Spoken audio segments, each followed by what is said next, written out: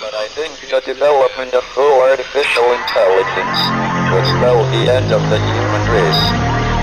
It's a flying object, and we don't know what it is. I would hope somebody is checking it out. It was a rocket or whatever, but incredibly fast, opposite direction. It was too fast to be an airplane.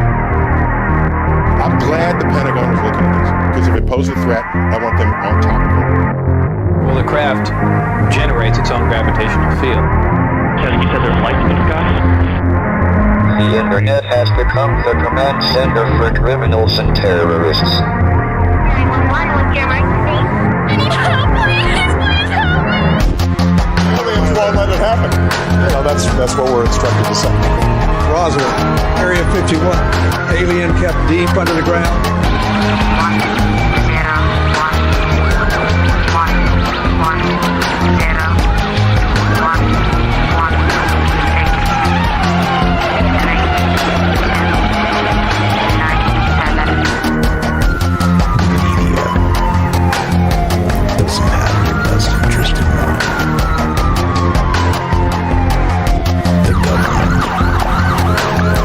Self-serving.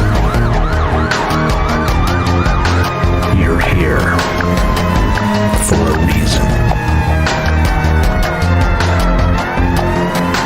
You're listening to Troubled Minds Radio.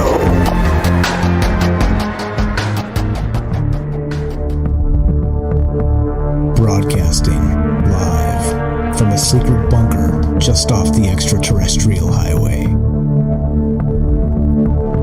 Somewhere in the desert sands outside of Las Vegas. From somewhere in space-time, loosely labeled Generation X on planet Earth.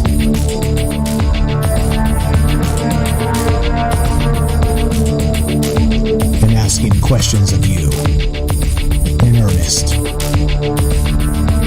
Into the digital darkness. Good evening and welcome to Troubled Minds Radio. Mic check 1, 2. Technical difficulties are over.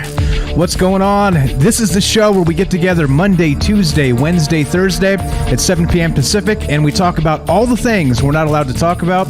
You know what those things are. You know what those things are. Aliens, conspiracy, the paranormal, the government, academia, the 24-hour news cycle, propaganda, and the general feeling that we live in the upside down. And boy, do we got a doozy for you tonight. Not just the upside down, let's call it the inside out.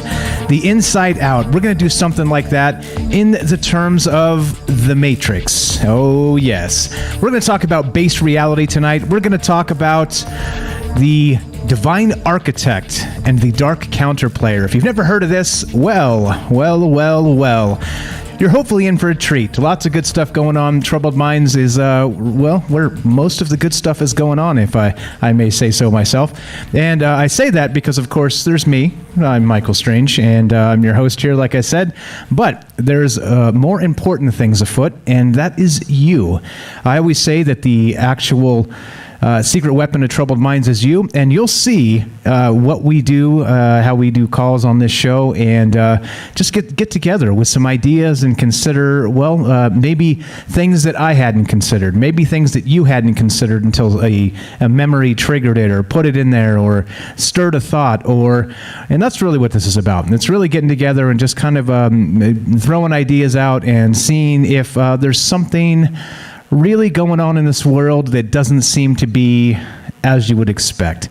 And that's what this is about. That's what I like to call the upside down. And today we'll just call it the inside out as well, because you'll see why. Speaking of base reality, I guess since we're in base reality, aren't we? Wink, wink. Maybe or maybe not. We're going to just start with all the normal stuff. We're going to assume we're in a base reality, and if you dial a phone number, you'll get me. And speaking of that, we are doing this live. That's why we do this live, is to include you, like I said, you, the secret weapon of troubled minds. And, well, we're doing it live on Rockfin, DLive, YouTube, and Twitter, of course. And we're broadcasting this live on the Fringe FM. And we're taking your phone calls. If you want to be part of the show tonight, we are discussing The Matrix, but not The Matrix like you expect. There's going to be no spoilers for the new movie. There's going to be none of that stuff. It's going to be something else. It's going to be a discussion about Philip K. Dick, if you can believe that. He had a theory in the old days about, well, we're talking like 1977, 1978, that The Matrix is very real. Philip K. Dick, everybody knows him, and that's what we're going to talk about tonight, because there's a lot to this. It's pretty wild. But if you want to be part of this conversation, the first question is, there's always the first question. The first question is this: do you think it's possible that we're actually living in some sort of matrix? What that means is not living in a base reality. All right, that's what this means. That's the thought. That's where we begin tonight. And if you want to be part of the show, part of this discussion, just pick up the phone, dial 702-957-1037. That's 702-957-1037, and we'll put you on the show. It's as easy as that. You can go to troubledminds.org. That's the official website, and you can find the Discord link there and the phone number there. So if you can't remember the number I read, just go to troubledminds.org. One-stop shop. It's got all things Troubled Minds. The phone number and the Discord link, so there you go. Discord, of course, is a chat client, a voice client. It's completely free, and it's how we do international calls. So there you go. If you're missing out on Discord, you're missing out, because there's a lot of amazing people in there sharing amazing thoughts all the time. So, okay, a couple more things just to cover real quick, and then we'll get into this.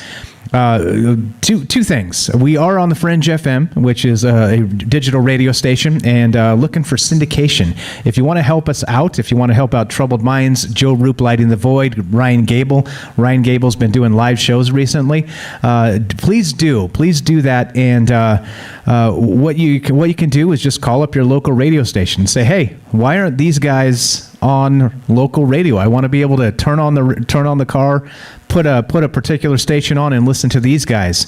That's how things get done. Maybe they've never heard of us yet. Maybe they need a little bit of you tugging their sleeve to cause some pressure to make them say, oh, this is really good stuff. Because, well, let's be honest, it is. So anyway, we are on the Fringe, and you can download the Fringe app at your favorite app store. That would, of course, be the Apple and the Android app store. Completely free. Just smash the play button at 7:05 Monday through Thursday. You'll get Troubled Minds, and then all the great programming that comes up after it. And one more thing, we're running another Discord at fringe.fm/chat.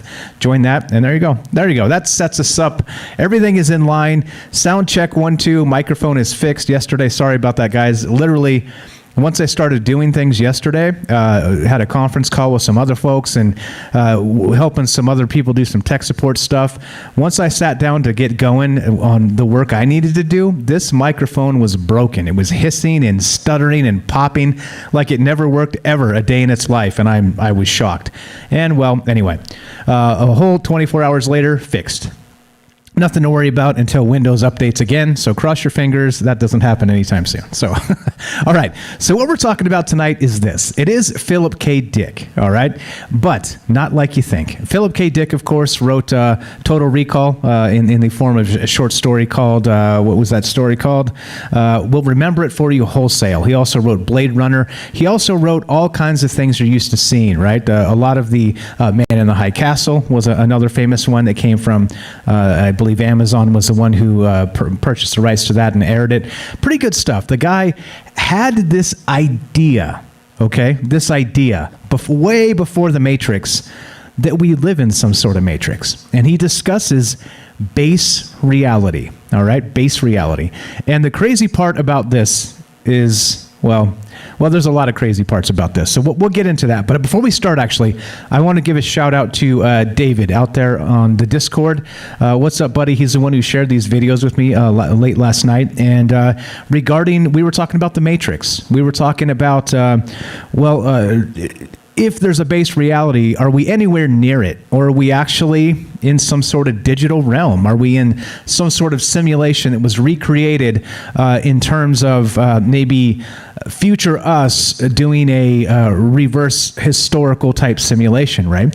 So those types of thoughts. And we were kind of kicking around the idea last night because The Matrix is coming out and we were freaking out in the Discord. No spoilers, because I haven't seen it yet. I'm going to wait for Mrs. Strange this weekend and we're going to watch it. And but the thing is this, right? When you start thinking in terms of the Matrix and Neo and the whole robots ruling the world and the nuclear war, like that's one version of this. The other version of this is that there are multiple worlds, that there are different worlds overlaid on top of each other, possibly in the same space, which we talk about all the time on this show, but not in the sense of like dimensional parallel sort of realities. We're talking about computer code. We're talking about, you see it in the back, Matrix-like code. And in the sense that if this is a coded reality, then somebody coded this reality. All right. And so you have to ask who or what. All right. What's behind this? So we're going to take a step off regular reality here and dip into the Matrix simulation theory reality. And that's the other question tonight. So first off is, do you think that it's possible that we live in some sort of simulated reality? That's the first question tonight, okay?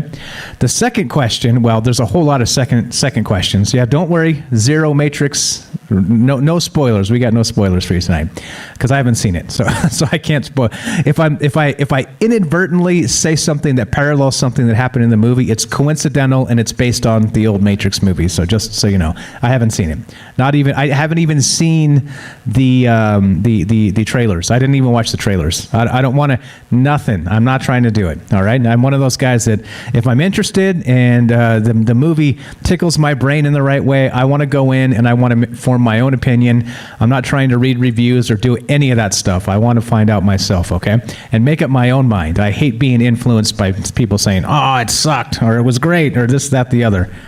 I'll decide that, damn it.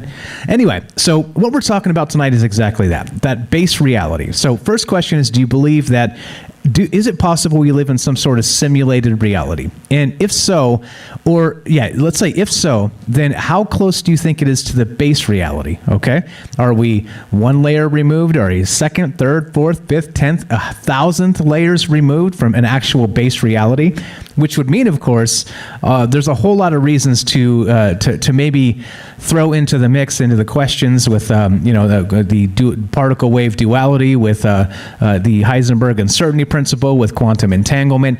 There's a whole lot of really spooky things that are at play here in our reality right now that suggest possibly there's something at play behind what's really going on, something more like computer code. All right. And we were talking about binary last night, and we got into ternary, which is the term for trinary code. And that stuff's way over my head. So I am not going to try and, one, tie myself in knots to get it, and then two, explain it to you poorly. So we're just not going to do that. I had a thread in my head last night, an idea about that. We're not going to do that. We'll do Philip K. Dick instead. Now, this is the thing. So Philip K. Dick suggests this, and this is what's also on my mind tonight. Again, shout out to David for pointing out these videos. Links always in the description. You can find this stuff if you want to find all my sources. But Philip K. Dick described the Matrix like this. He said there's an architect, all right? And he was using a chessboard as a metaphor, all right, to explain what was happening. And the chessboard and the pieces are the reality at play, okay?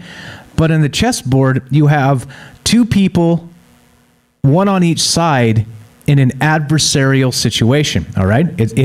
Chess is a zero-sum game. Somebody must win, somebody must lose, unless there is a draw. And then you replay, okay? But the thing is this, right? It gets crazier than this, because Philip K. Dick suggested that he had this incident, this experience where they put him on sodium pentothal, all right, at the dentist. And after that experience, he was able to remember false memories.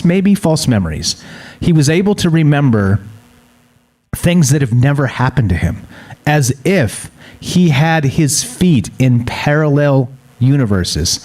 And he didn't describe them as the multiverse situation like we've discussed in the past. He described it exactly like you would expect. A matrix.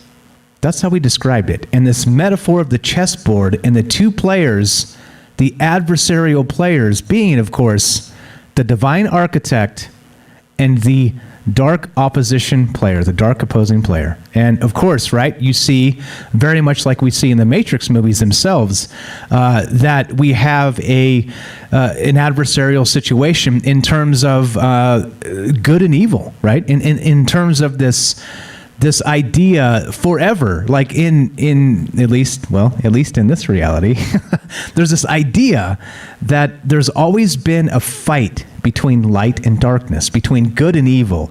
And we've talked about some of those things recently and how maybe there's inversions there or misremembrances or who knows, right? Because we're all trying to figure out the reality we're in, all right? And the thing is this. If you have adversarial creators in the sense of not just the divine creator, the opposition player on the other side of the board, they're creating chess moves in this reality, all right? And they're counter-moving each other with the chess pieces. And so in this reality, we're talking this entire universe, right? And I guess maybe if you want to go really wild, the multiverse that's in the Matrix as well. But that's a whole other mind twister for another day. But so we'll just stick in the Matrix realities, okay? Those realities. And so if there's this chessboard and there's these adversarial players in the metaphor as described by Philip K. Dick, and I've got the audio clips, we'll play it, you can hear it in his own words. Of course, he's Philip frickin' K. Dick, and he explains it way better than I ever could because, well, if you've ever read any of his stories, you'll understand. But the thing is that with him, he had this idea that he was not living in the world we live in. He was there, but also he was somewhere else. Part of him somehow residual code, some sort of residual memory. He talks about deja vu. We've talked about things like this. He describes them as these memories are not, you know how people have memories of past lives, all right? He describes it in the term of, well, it's not necessarily a past life. It's a current life in another iteration of the Matrix. And so the reason we remember this is because somehow, some way, there are instances that can poke our consciousness, this digital realm consciousness. Remember, we're in the Matrix tonight. This digital realm consciousness from the code that actually makes us move, and binds the galaxy together, right? In ones and zeros. Well, what he was describing is that you're able to access these other versions of the Matrix. And he describes, even in the sense that if you guys ever saw Man in the High Castle, right? Man in the High Castle, he actually writes, and I'm not no spoilers there either, but he's actually writing just the premise of the story, so you guys know. It's a fantastic series if you guys haven't seen it. Clearly, the books, the stories are always better, but they did a pretty fantastic adaptation of that on, what was it? I'm pretty sure it was Amazon. But anyway, that part doesn't matter. Man in the High Castle is an iteration of the Matrix, wherein the Axis powers in World War II actually emerged victorious. And then it's a look into a world that would have been run by those regimes, okay? And, well, as he describes it, as in writing these books, he didn't come up with the ideas as, wow, this would be a wild sci-fi idea. He says, this is Philip K. Dick I'm talking about, that he actually had latent memories of these things. Like he existed in these other versions of the Matrix where other realities actually went down. Okay? Now, I know it's wild. I know it sounds wild. But as he describes it, and this is the strange thing too, we talk about time on this show. We talk about all the rest of this. But in terms of time itself, don't you think that time is the flat circle bit, right? Meaning that all of time exists in one space. Well, what if the one space is just a gigantic supercomputer? And each version of time or time space, even in the same matrix, which would be this reality, our reality, again, for sake of conversation, I'm not saying this is true or this is not, just FYI. Sake of conversation. But if that's the case, all right, and we're in this reality, well, how do we notice the next one over, right? In Philip K. Dick's case, sodium pentothal. All right, and then there were memories that he recalled of himself in other places, other time frames, other versions of this matrix. And there you go. These spammers are keeping me working overtime. All right, I'm going to ban every single one of you. Don't worry. But okay, so that's what's on my mind tonight, right? There's kind of a lot here because it's not just in the sense of, okay, well, fine, this may not be base reality, all right? That's the premise here. If we don't live in the base reality, that means somebody somewhere has concocted a computer program, right? Quantum computing, these huge... We're getting to the point where we're going to be able to do this soon with actual historical simulations. But, well, what about consciousness? How do you program consciousness into something like me, into something like you, right? How do you do that? It becomes... wild, right? Those types of questions. But, right, in terms of all the rest of it, where this goes, I think it goes wherever your imagination wants to take it. Because he actually had a speech back in, I believe it was 1977, and it was called this. It was called, 1977. And he named it this. It was a speech he gave in France at a sci-fi conference, and as a result, some of the videos out there are a little bit poor because he's speaking English, and then there's like a French translator, kind of blah blah blah. So it's kind of it's just kind of bad hearing. You got to wait for the translations and stuff like that. But the videos that David shared for me, you can find those in the Discord, by the way. If you haven't joined the Discord, troubledminds.org, click the Discord link, hop on in there and see the discussion that spawned the idea for this show. But the thing is that he named his speech this: if you find this world bad, you should see some of the others. And so, the plot thickens, does it not? You should see some of the others. And of course, one of those alternate realities, and when we're talking about reality now, we're talking about digital realities. We're talking about the matrix itself. We'll get into the architect tonight and the counterplayer, the dark counterplayer that's the opposition, right? Again, the eternal battle between good and evil. And Philip K. Dick seems to suggest that in those terms, even in the matrix, the idea plays.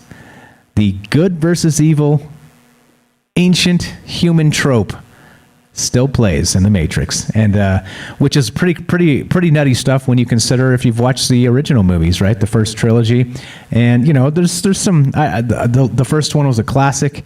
I don't think you're going to find many people who hated it unless they just hate sci-fi. After that, they went a little bit off the rails, blah blah blah. I'm not gonna rehash all that, but you see that they were trying to merge worlds, and they were talking about programs. They were talking about rogue programs. They were talking about the entire idea that you yourself, me, myself, we are those programs. And some of those programs, like they say, the vampires, the werewolves, things like this, are old rogue programs that never recycled themselves back into said matrix. So there's a lot there. Agent Smith, of course, which, what would that be? Would he be the opposition player?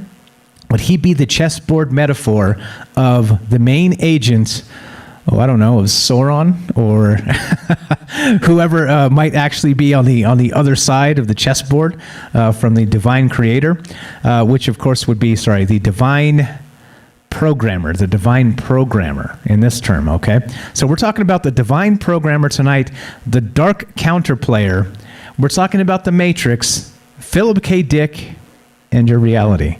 So, as I said, as we continue doing this, continue trucking, continue considering all the things, the question tonight is, Do you believe we live in some form of matrix?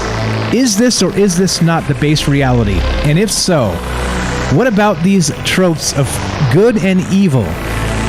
This dark counterplayer in the chessboard metaphor. You think this is wild? Hang tight, there's more. This is Troubled Minds. I'm Michael Strange, 702-957-1037. That's 702-957-1037. More on the way. More Matrix, metaphors, Philip K. Dick, and you. Don't go anywhere. Be right back.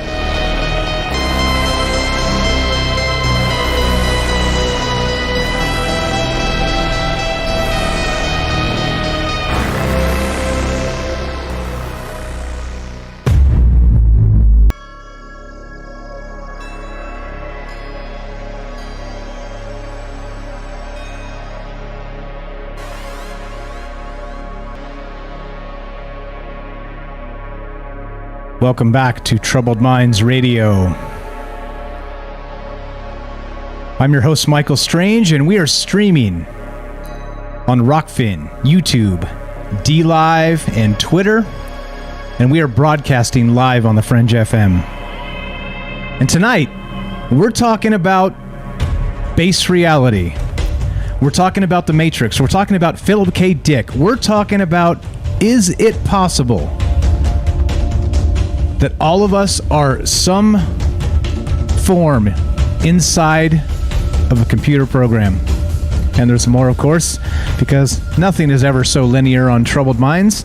And so if you have an idea on this, that's the question tonight. The basic question is it possible that we live in some form of matrix and there is some sort of actual architect, a divine architect, as it's been called, actually? And you know who the term comes from, the divine architect and the dark counterplayer? The term actually comes from Joseph Campbell, if you can believe that. And Joseph Campbell, of course, was the individual that sort of coined the hero's journey and did a whole lot of work kind of going back into the past of mythologies and sort of finding common themes. And of course, we've talked about this on this show in the past regarding, not just the hero's journey, but in terms of like modern day movie making, right? And I think The Matrix with Neo and the rest of that is like a perfect example of the hero's journey, the hero's path. It goes back to the 12 labors of Hercules, of course. We're talking about, in modern times, we're talking about Luke Skywalker in Star Wars, right? Starts as the farm boy, goes through the trials and tribulations of a tragedy in the family, and then he's learning of these powers and fails in his first attempt to confront the dark side. And all of this, right? All of this is built into this mythology. And so it makes you wonder, all right, that maybe there's these themes in place because, well, they've been programmed to be in place. Maybe all of this is just keystrokes somewhere of somebody programming me to say this tonight, right? As wild as that sounds, if you want to take it in terms of that somewhere else, programming you to do whatever it is you did today, whatever you're ready to do tomorrow, fixing to do tomorrow, as our Southern folks say, our Southern friends. So I don't know that. You tell me. That's the question tonight. Do you believe in some capacity at all we live in a simulation? And like Todd said there, I don't think you can program emotions, feelings, pain, things like that. Well, of course you can. It's the same thing with like a video game, right? At some point, what about when Mario becomes sentient? All right. What is that program of sentience that is passed into the avatar? And what kind of pain does Mario feel when he gets bit on the foot by a turtle, right? In our 2D video game senses of the old school ways, nothing. Clearly, it's just code, ones and zeros.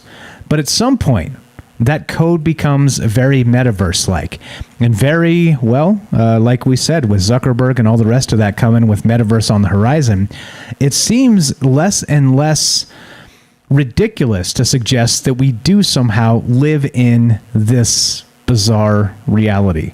So, what are your thoughts? Love to hear your thoughts on this tonight. If you think this is just rubbish, that's cool by me. And if you think there's something to this and maybe we live in a reality of some sort, I'd love to hear your thoughts.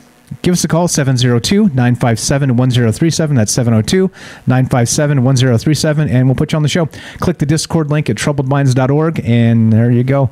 There you go. So I don't know. Like when we talked about this years and years ago for the very first time on Troubled Minds, back when Frank was still a co-host, by the way, it was a long time ago, I kind of came to that conclusion.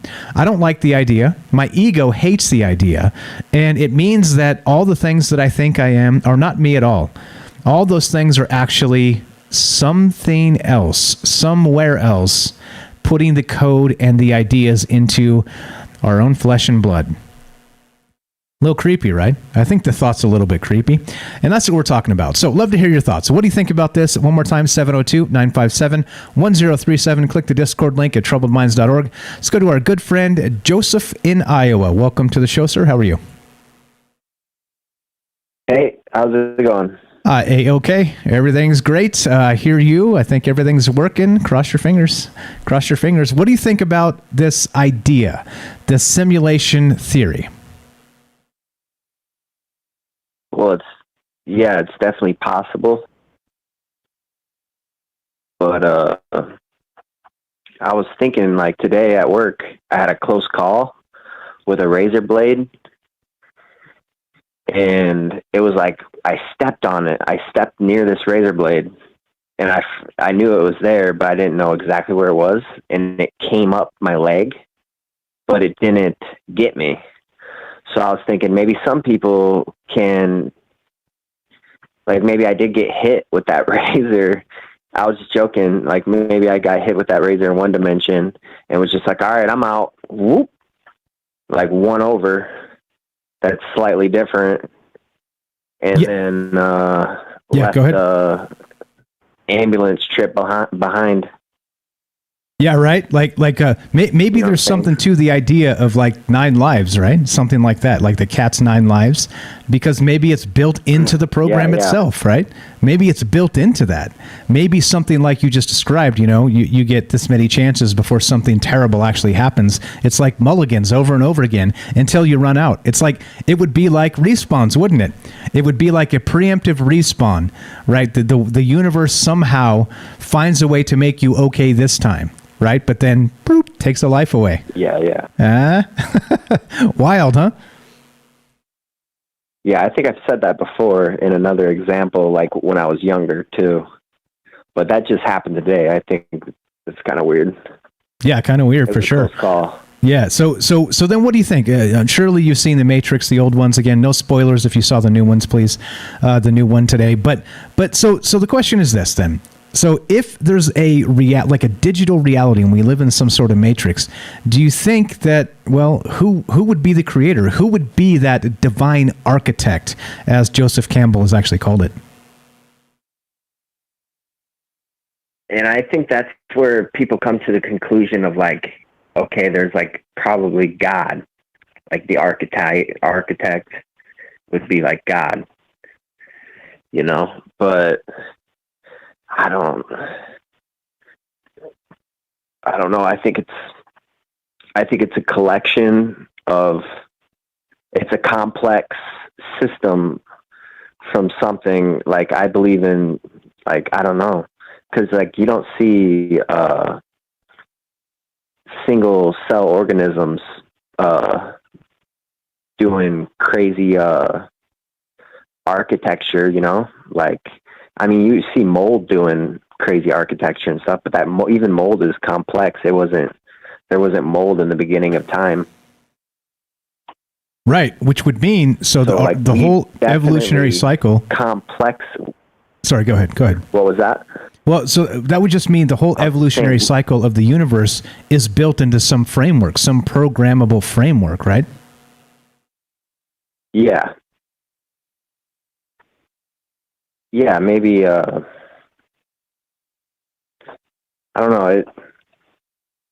I'm not really thinking too much into it. I'm kind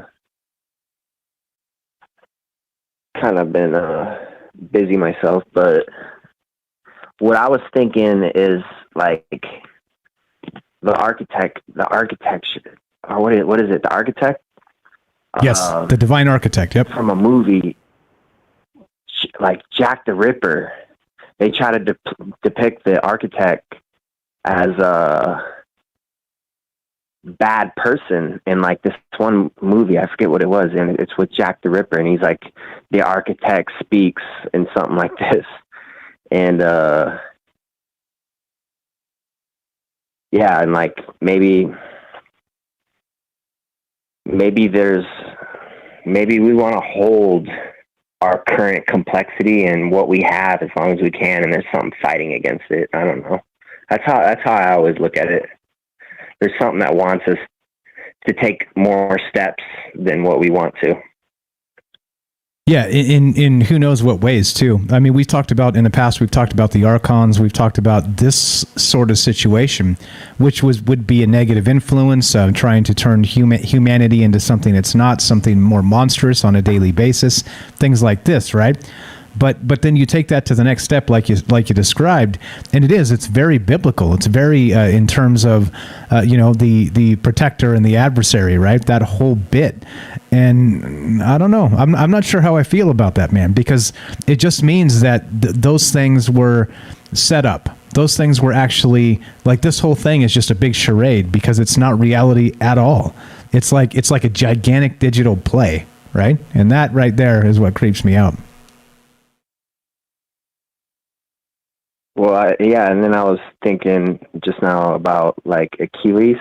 You go back to Troy in the movie Troy, where he chops off the head of Osiris and like makes the point that any god that rivals flesh, like nothing, and like he makes the point that he's like nothing's happening. Like, I don't know, like I had all that running through me when I had my visions. So I think maybe in this realm right here, shit's attracted, like it might be the base realm for a lot of people, if there is a base realm. Okay, gotcha. So in terms of, maybe in the multiple consciousness type thing, like we've talked about in the past, that maybe we are base realm for different people or different places, and there isn't just one base reality.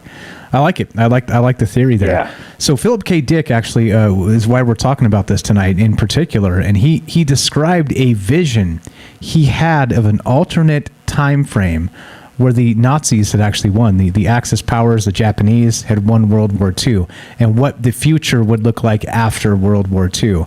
And so what he's suggesting is that wasn't a story at all. It was actually him dipping into an alternate reality, an alternate digital reality, because I'll play a clip from him in a second where he describes this exactly. But I don't know. What do you think about that? Do you think there's all this other crazy stuff going on out there, all of the possibilities all at the same time in this computer simulation? In this realm, maybe, yeah. Yeah,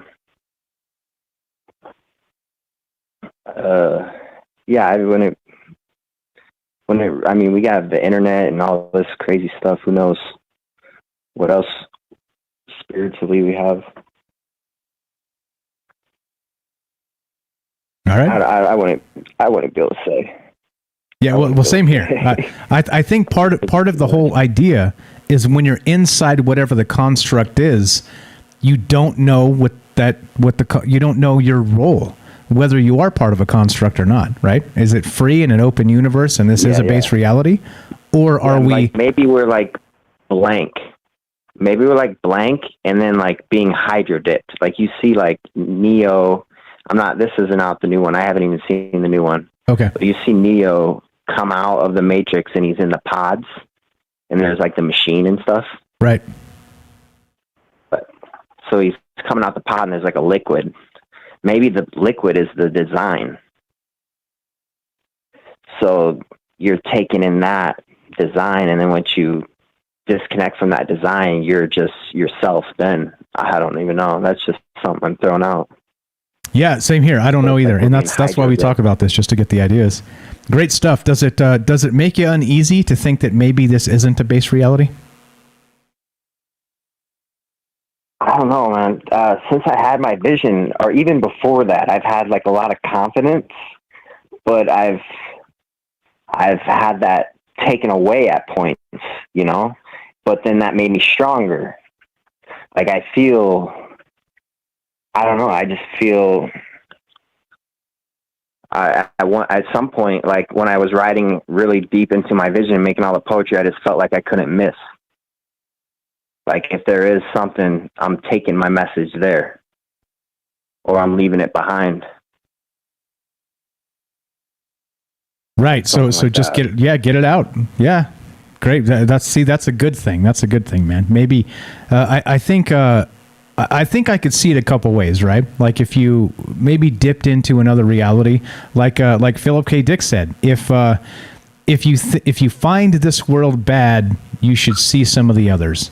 So maybe we should embrace what we have, like I've always said, right? I think there's some merit to that, and just go get it. Go put it out there, do the best you can, have the utmost confidence, and even if you're bad today, with some practice tomorrow, you may not be, and you may be pro of pros, you know? So go get it. Go get it, brother. You're the best. Yeah. You're the best, man. What else you got for us? So,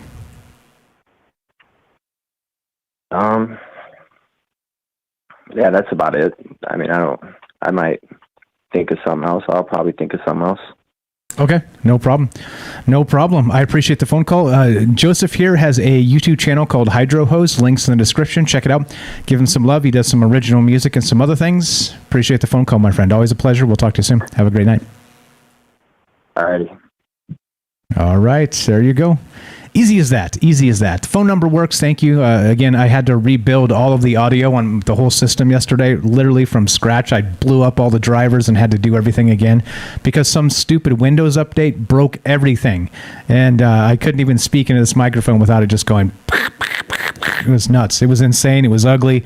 And I was mad. I was mad. At first, I was super mad because it's one of those things where you're like, oh, I know how to fix this. And all the old, easy fixes didn't work.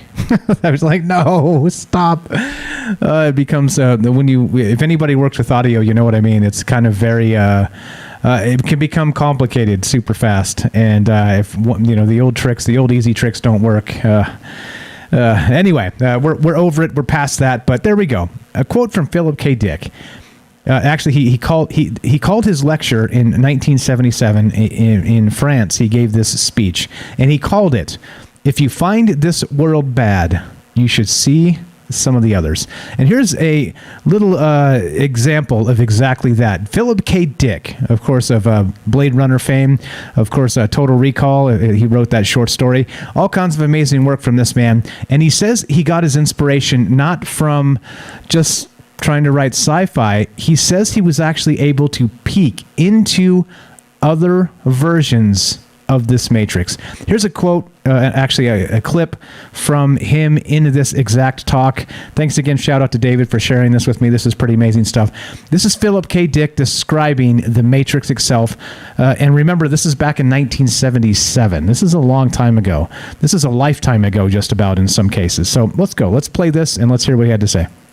We are living in a computer-programmed reality, and the only clue we have to it is when some variable is changed and some alteration in our reality occurs. This, too, might account for the sensation people get of having lived past lives. They may well have, but not in the past. Previous lives, rather, in the present. In perhaps an unending repeated and repeated present, like a great clock dial in which grand clock hands sweep out the same circumference forever, with all of us carried along unknowingly, yet dimly suspecting. Since at the resolution of every encounter of thesis and antithesis between the dark counterplayer and the divine programmer, a new synthesis is struck off, and since it is possible that each time this happens, a lateral world may be generated, and since I conceive that each synthesis or resolution is to some degree a victory by the programmer, each struck-off world in sequence must be an improvement upon not just the prior one, but an improvement upon all the latent or merely possible outcomes. It is a better world, but in no sense perfect, which is to say final. It is merely an improved stage within a process. What I envision clearly is that the programmer is perpetually using the antecedent universe as a gigantic stockpile for each new synthesis. The antecedent universe then possessing the aspect of chaos or anomie in relation to an emerging new cosmos. Therefore, the endless process of sequential struck-off alternate worlds emerging and being infused with actualization is negentropic in some way that we cannot see. Okay, did you catch all that? This was Philip K. Dick in 1977 describing in this talk he titled, "If you find this world bad, you should see some of the others." And that's pretty wild. You hear how in-depth and complex this thought is, that he's describing that the chessboard is simply a metaphor, but the chessboard itself is reality. And so when you have the divine programmer and the dark counterplayer at odds with each other over this reality, the one chessboard is not the only reality.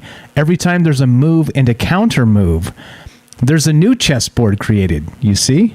And these two entities are at odds with each other constantly and continually. And hopefully, as he stated there, creating a new, better reality each time. But it is an adversarial process, like a giant video game. You see what's going on here? It's pretty wild. It's pretty wild. He does a whole lot more on this talk. If you find this world bad, you should see some of the others. And again, this is 1977 from Philip K. Dick in France. And he was doing this at a sci-fi conference, okay? And so, well, I don't know. What do you think? What do you think? Is reality an adversarial process between, well, as known as the divine programmer and the dark counterplayer?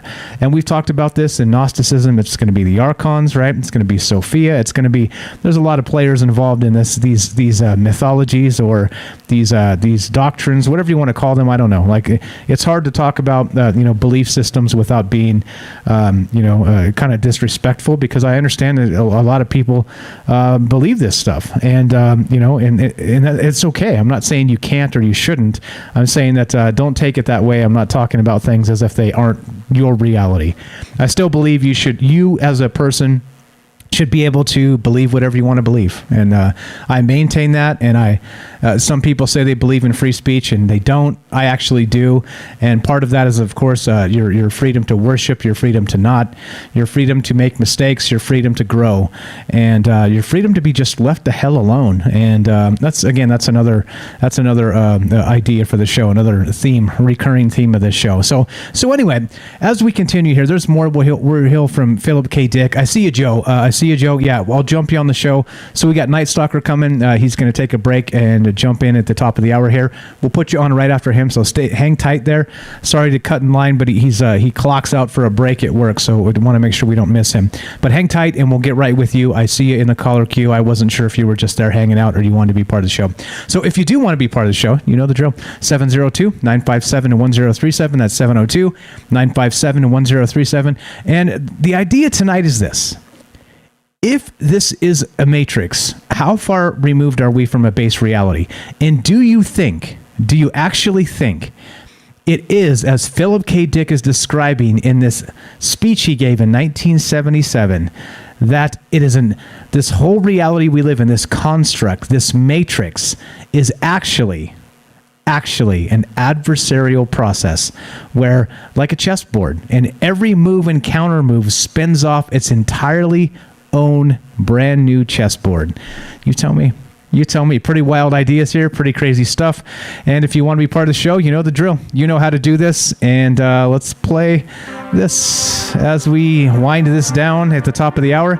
All right. So I don't know. I am not the answers guy, by the way, Eric. I'm the questions guy. This show's not about answers. Answers are easy. Answers are safe. Questions are actually the things that make people find their own answers. And to me, that's much more valuable than any propaganda-laced, cooked-up answer that you could just put in a textbook and tell people this is the way the world is. And there you go. That's a little bit of troubled minds and maybe juice for you. If you want to be part of the show tonight, we're talking about the Matrix. No spoilers. We're talking about this idea that we live in a digital construct. 702-957-1037. That's 702-957-1037. This is Troubled Minds. I'm Michael Strange. Don't go anywhere.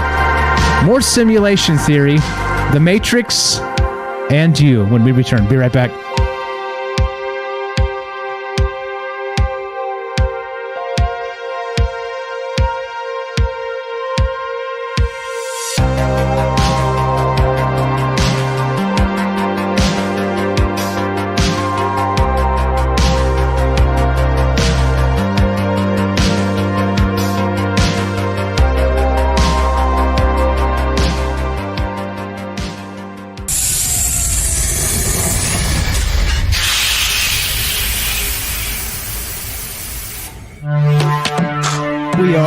talking about alien, the alien abduction phenomenon.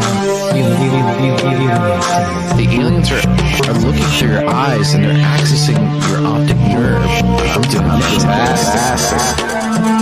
And through that optic nerve, they're transferring to your brain. People are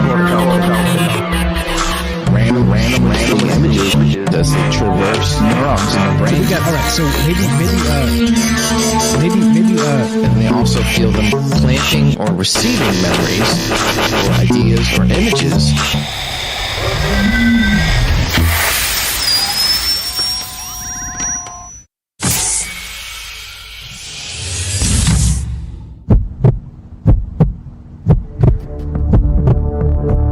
Broadcasting live from a secret bunker just off the extraterrestrial highway. Somewhere in the desert sands outside of Las Vegas. From somewhere in space-time, loosely labeled Generation X on planet Earth.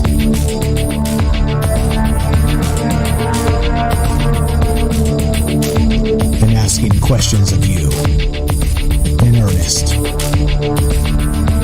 into the digital darkness. Good evening and welcome to Troubled Minds Radio. I'm your host, Michael Strange, and hello to all of you who may also have troubled minds. This show we do live. It's Monday, Tuesday, Wednesday, Thursday, 7 p.m. Pacific. And, well, we talk about all the things you're not allowed to talk about. You know what those things are? Aliens, conspiracy, the paranormal, the government, academia, the 24-hour news cycle, propaganda, and the general feeling that we live in the upside down. And boy, do we have a doozy for you tonight. Upside down and inside out as we talk about The Matrix. Not the movie, not the new one, no spoilers. We're considering simulation theory. How does it make you feel that it's possible we do not live in our own base reality, but it's a program of sorts of some other entity, and that includes you and everything we've ever known in all of human history? It's pretty mind-boggling, pretty wild thoughts, pretty amazing stuff, and that's what we do on the show. If you want to be part of the conversation tonight, love to hear your thoughts. Please, no Matrix spoilers, because that's just no fun for everybody. 702-957-1037. That's 702-957-1037. You can click the Discord link at troubledminds.org, and we'll put you on the show. Got a couple things real quick. We also have a Fringe FM. Go to fringe.fm/chat, and that will give you a direct invite to that Discord as well. It's a chat client, voice client, totally free, and it's a really amazing program. And also, I think, what do we got? We're streaming on Rockfin, DLive, YouTube, and Twitter, broadcasting live on the Fringe FM. And, of course, we're taking your thoughts. And if you ever wondered if Discord is actually an amazing program, well, let's go to our good friend, Derek the Night Stalker. Derek in Massachusetts on Discord. What's up, my man? How are you tonight? What's going on, Mike? Great show. Thank you very much. Appreciate that. That's a title. That's a catchy show title right there. The Dark Architect or whatever it is. That's a banger title right there. Great topic. Thank you. We're going to get into that a little bit more as we go, but go right ahead. I'm sure you got some ideas here about not just simulation theory, but maybe how this construct of this good versus evil, that archetype, is it a thing? Go right ahead, sir. Yeah, that part's heavy. Like that's kind of a lot to wrap my head around. So let's table that for a second and just tackle the simulation aspect real quick first. Sure, of course. First, you mentioned a comment during the break somebody read about like some type of singularity or some type of moment that's already happened that like we're kind of like the simulation is kind of like working towards or something like that. And I know McKenna calls that the transcendental object at the end of time. It's like where infinite novelty meets like perfect harmony. It's like, which is a cool idea. It's that like we're kind of all like being simulated, or like from our vantage point, it looks like these actions are like kind of taking place, but it's almost like we're somebody's like life flashing before their eyes. Almost, we're like the whole shape flashing before like the creator's eyes, basically. It's kind of a weird way to think about it. But just as far as like simulation, somebody recently, like, are we in base reality? Elon Musk doesn't believe we are. He, like, everyone's heard this, but he says there's like a 99.99% chance we are living in a simulation, just based on our own trajectory, and that other civilizations like us, basically, unless they destroy themselves, will create games that are just indistinguishable from reality. So he thinks there's pretty much no chance that we're living in the base reality. And then this past week, somebody just created a computer in Minecraft that actually plays games on it. You can actually play like Pong and like Snake and stuff in this game. So in this computer, somebody built in a game, which is weird. It's kind of like, I don't know. So if that gets more and more advanced, like, is that kind of like we're living in somebody else's metaverse and we just can't really tell, you know?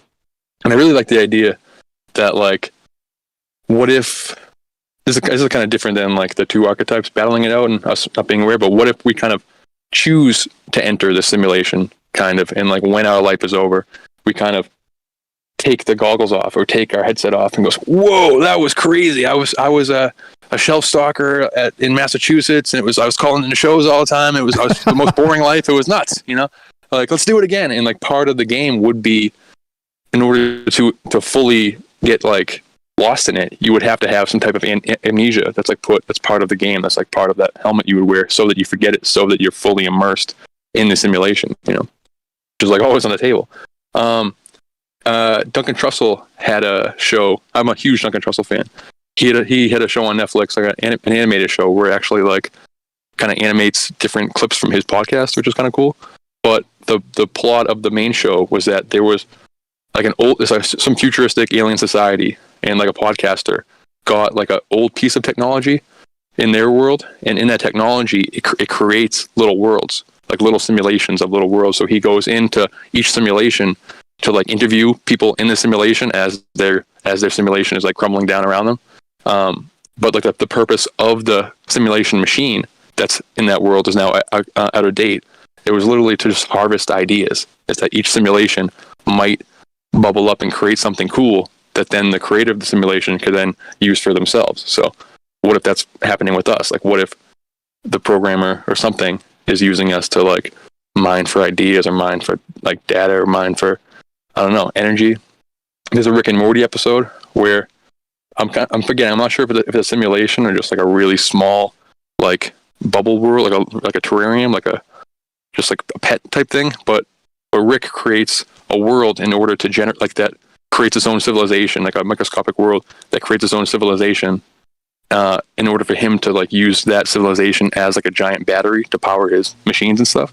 And then as he goes into each world, he realizes that world created their own little world to power their machines, and then went into that world, and that little world created its own world to power that machine. So it's like, what if that's kind of what we're doing, and just it's a Russian nesting doll of simulations? And, you know, like, it almost makes me think, like, what if there is no base reality? What if this just weird quantum loop, weird snake eating its tail things of just, I don't know, simulations into simulations. Yeah, pretty wild. But then, go ahead. Duncan also mentioned, he did a thing a few years ago where he replaced, this is pretty much kind of just straight simulation stuff, but he replaced terms from the Book of John with like simulation terms, like code and programmer and that kind of stuff. And he calls it the programmer, and it kind of like fits the divine programmer thing. So could I read it real quick? It's pretty short. Yeah, go for it. All right.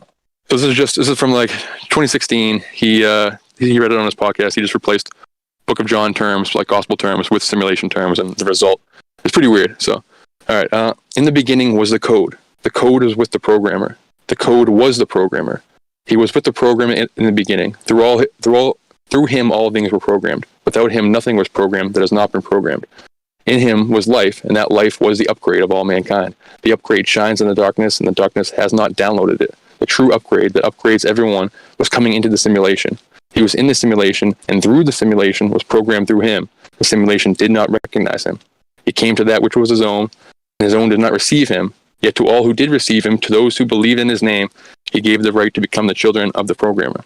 So he explains in this analogy that this is a simulation, and the programmer, this divine programmer, that recognizes that the AI inside the simulation reached a certain level of sentience, and that it was actually experiencing suffering. So then the programmer has like a rush of empathy and compassion, and then goes into the simulation as an avatar, like of himself, to create this upgrade, using his own body as a means to do so, and then allowing his simulation to destroy him as a sign of love for the thing that he programmed, which isn't exactly like what we're talking about, but it's a pretty trippy idea, that the whole Jesus story was like, that they call him like a personification of God. Like, what if he's an avatar of just the programmer? And he's like, whoa, cool. It's like, what if The Sims, or what if like Vice, like Grand Theft Auto, he starts like, you're playing the game and then you realize that the characters and the NPCs in the game are actually like really, really suffering. You might be like, whoa, it's just a game. It's just a game. Like, take it easy, So what if that's kind of happening to us? And then I'm cranking through Stargate this weekend. I cranked I'm still only the beginning of the second season, but I cranked through 15 episodes this past weekend. And one of the first ones in season 2 was kind of about a simulation where the guy calls himself the Keeper. And when in the simulation, he has he's convinced his population that the outside world is destroyed. So to keep 1,000 citizens or whatever in the simulation for 1,000 years, using all of their previous memories as stuff to do in the simulation. But then after 1,000 years, they run out of stuff to do. They already did everyone's ideas, everyone's memories. So then they get the SG-1 crew, and they're like, okay, we got 4 new people. Let's use their memories and mine their memories to create this new simulation. So I don't know, just the idea that these simulations are in some way idea factories or thought machines. It's kind of a cool idea, that I'm not sure. I'm rambling, so sorry. You're good. No, man, that's what this is about. That's what this is about. I love when you ramble. It makes the world go round, bro. No, so think about it this way too. I was thinking in terms of when you were discussing that, remember that scene in Infinity War, and I bring this up from time to time with Doctor Strange, and Doctor Strange had the time crystal, right? The Infinity Stone, and so he was able to simulate millions of possibilities of future realities through some sort of maybe meditative process using the power of this time stone. So if every single one of those realities played out to the final moment when Thanos won and snapped his fingers, well, were those realities in themselves real? And was he creating that? Was he the divine programmer in those realities? Oh man, yeah. That's really trippy. If he's not just watching this imaginary reel, if the things in the version of me and you in his vision actually thinks that they're me and you, if they're what's the difference? I I don't know. That's a really, really trippy idea. And then as far as the archetype idea, the main point of the show, that is all over the place. Obviously, God and Satan and that kind of stuff, but in the Gnostic stuff, which I'm sure we'll touch on more when more people call in, the demiurge and everything, the idea that the actual totality of everything is the monad, the neutral monad who's just take everything and basically just draw a circle around it. It's just that's what's consciousness. That's what's experiencing itself and everything. And then in order to experience stuff, that creates the duality, which is just the thing and then something to bounce off of to create experience. You can't create experience in a vacuum. So you need 2 forces in order to have the push and pull, to create that sine wave of the universe. If you're just one thing, then there is nothing happening. So just to the very foundation of just the universe, it would create this it needs to have this duality. And so is that what they're talking about when they're talking about the divine programmer and the dark architect? But also in Gnosticism they have the demiurge, which is just, so I like the neutral monism idea because it allows for all of the weird. Nothing is excluded under this paradigm. You literally anything you can think of is included in the monad. So within that monad you get all kinds of tiers of different celestial beings and old ones and angels and Jehovah and all kinds of stuff. So in one instance, there was some God form or whatever that created the world that we're living in. So our God, Yahweh or Jehovah or whatever, in Gnosticism is the demiurge, and it's a false God. It's not the true, that's not consciousness experiencing itself. That's consciousness experiencing itself as a God pretending to be the God of the universe, So is that the back and forth? So the Matrix always gets I haven't seen the Matrix either, the new one, so no spoilers, but the Matrix always gets the Gnostic comparisons being the world that you know is an illusion, the world is Maya, you know, like what's it's not real. And then, yeah, I don't know. So it could be like it could be the demiurge versus Sophia, it could be the conflict, like the false material reality versus like the innate wisdom that's like embedded in actual reality could be the thing. I don't know. I know somebody's behind me, so I'm going to go, and my brake's running low.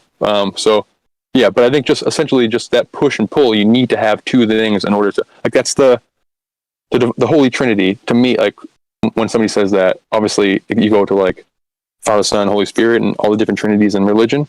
But the first thing I think of is the observer, the thing being observed, and then the reality that's created by observing something. That's the Trinity. That's everything. Like, so is that kind of what being personified by these two archetypes? It's the thing split himself in two, and the reaction between the two is what creates experience in order for that thing, the monad, to experience everything, you know, if that's the goal, neutrally, you know, without any like agenda, you know. Okay, that's a lot of stuff. I'm rambling. Sorry, brother. I hope that was okay. No, perfect. really fire show. Great stuff. I'm looking forward to everybody else calling in. Appreciate it. And great calls as usual. You're the best, man. This is Night Stalker, Derek in Massachusetts. He's got a YouTube channel. Give him a follow, guys. The link's in the description. He's got a trailer. Let's inspire him to do more. Thanks, Derek. You're the best, bro. Talk to you soon. Thank you. Have a good one. You too. All right. So the thing is this, right? It goes a little something like this. The divine programmer and the dark counter player, all right? Like Derek's describing here, is this possibly what reality needs? Is without some sort of neutral push and pull, reality in and of itself isn't a thing at all, because it can't be. You have to have an adversarial process in a system, right? That's the idea here. Philip K. Dick is describing it as exactly that. Where there's the divine programmer, the dark counter player, he's using the chessboard as a metaphor for a reality itself. And these two players sitting across from each other, moving and counter-moving. And not only that, he actually describes this situation as happening even outside of the bounds of time, meaning that, let's say, the dark counter player actually goes to move, but the divine programmer actually knows what's about to happen and has already pre-programmed his counter move. You see? So not only are we talking about within the bounds of a matrix-like system where every move and counter move kind of spawns its own new matrix-type reality, which we've talked about previously in the multiverse and some of those ideas. But if this is all digital, then creating a new universe is as simple as copying and pasting with a new set of parameters, right? Like, it's literally as simple as that. Like, we copy and paste digital files all the time. So if you got an actual, like, a supercomputer that can do amazing computing type stuff, then, well, what is this about? I don't know. You tell me. That's what this is. The conversation here is just off the charts per usual, and we're talking about simulation theory. And the question is, do you believe we live in a simulation? And does it go deeper than that with this the divine programmer and the dark, what's it called? Hold on. I typed it out. I couldn't find anything from Joseph Campbell, but I'm taking Philip K. words. The dark counter player, the divine programmer, and the dark counter player. All right, let's go to, we're talking about that and all the rest of this. Let's go to our good friend here. What's up, Joe? Joe, he bounced out. Joe Camel, you there, my friend? Welcome to the show. You're on Troubled Minds with Mike. How are you? Oh, he did it again. I'm going to go there. All right, Joe. Go right ahead. You're on Troubled Minds. How are you? Can you hear me? Yeah, I can hear you. Go right ahead. All right. I'm very excited to be on the show. Thank you for letting me on. Pleasure's mine. Go right ahead. We've got about 4 minutes for you, so you got to get your point, sir. Thanks for being part of this. Thank you again. And well, I feel like I'm a believer in, I'm not religious, but I'm a believer in God. So if it is the Matrix, I feel like the only base reality would be in God's mind, and anything else other than that would be Matrix-like reality. And if we only know this reality, none of the other realities that we don't experience matter.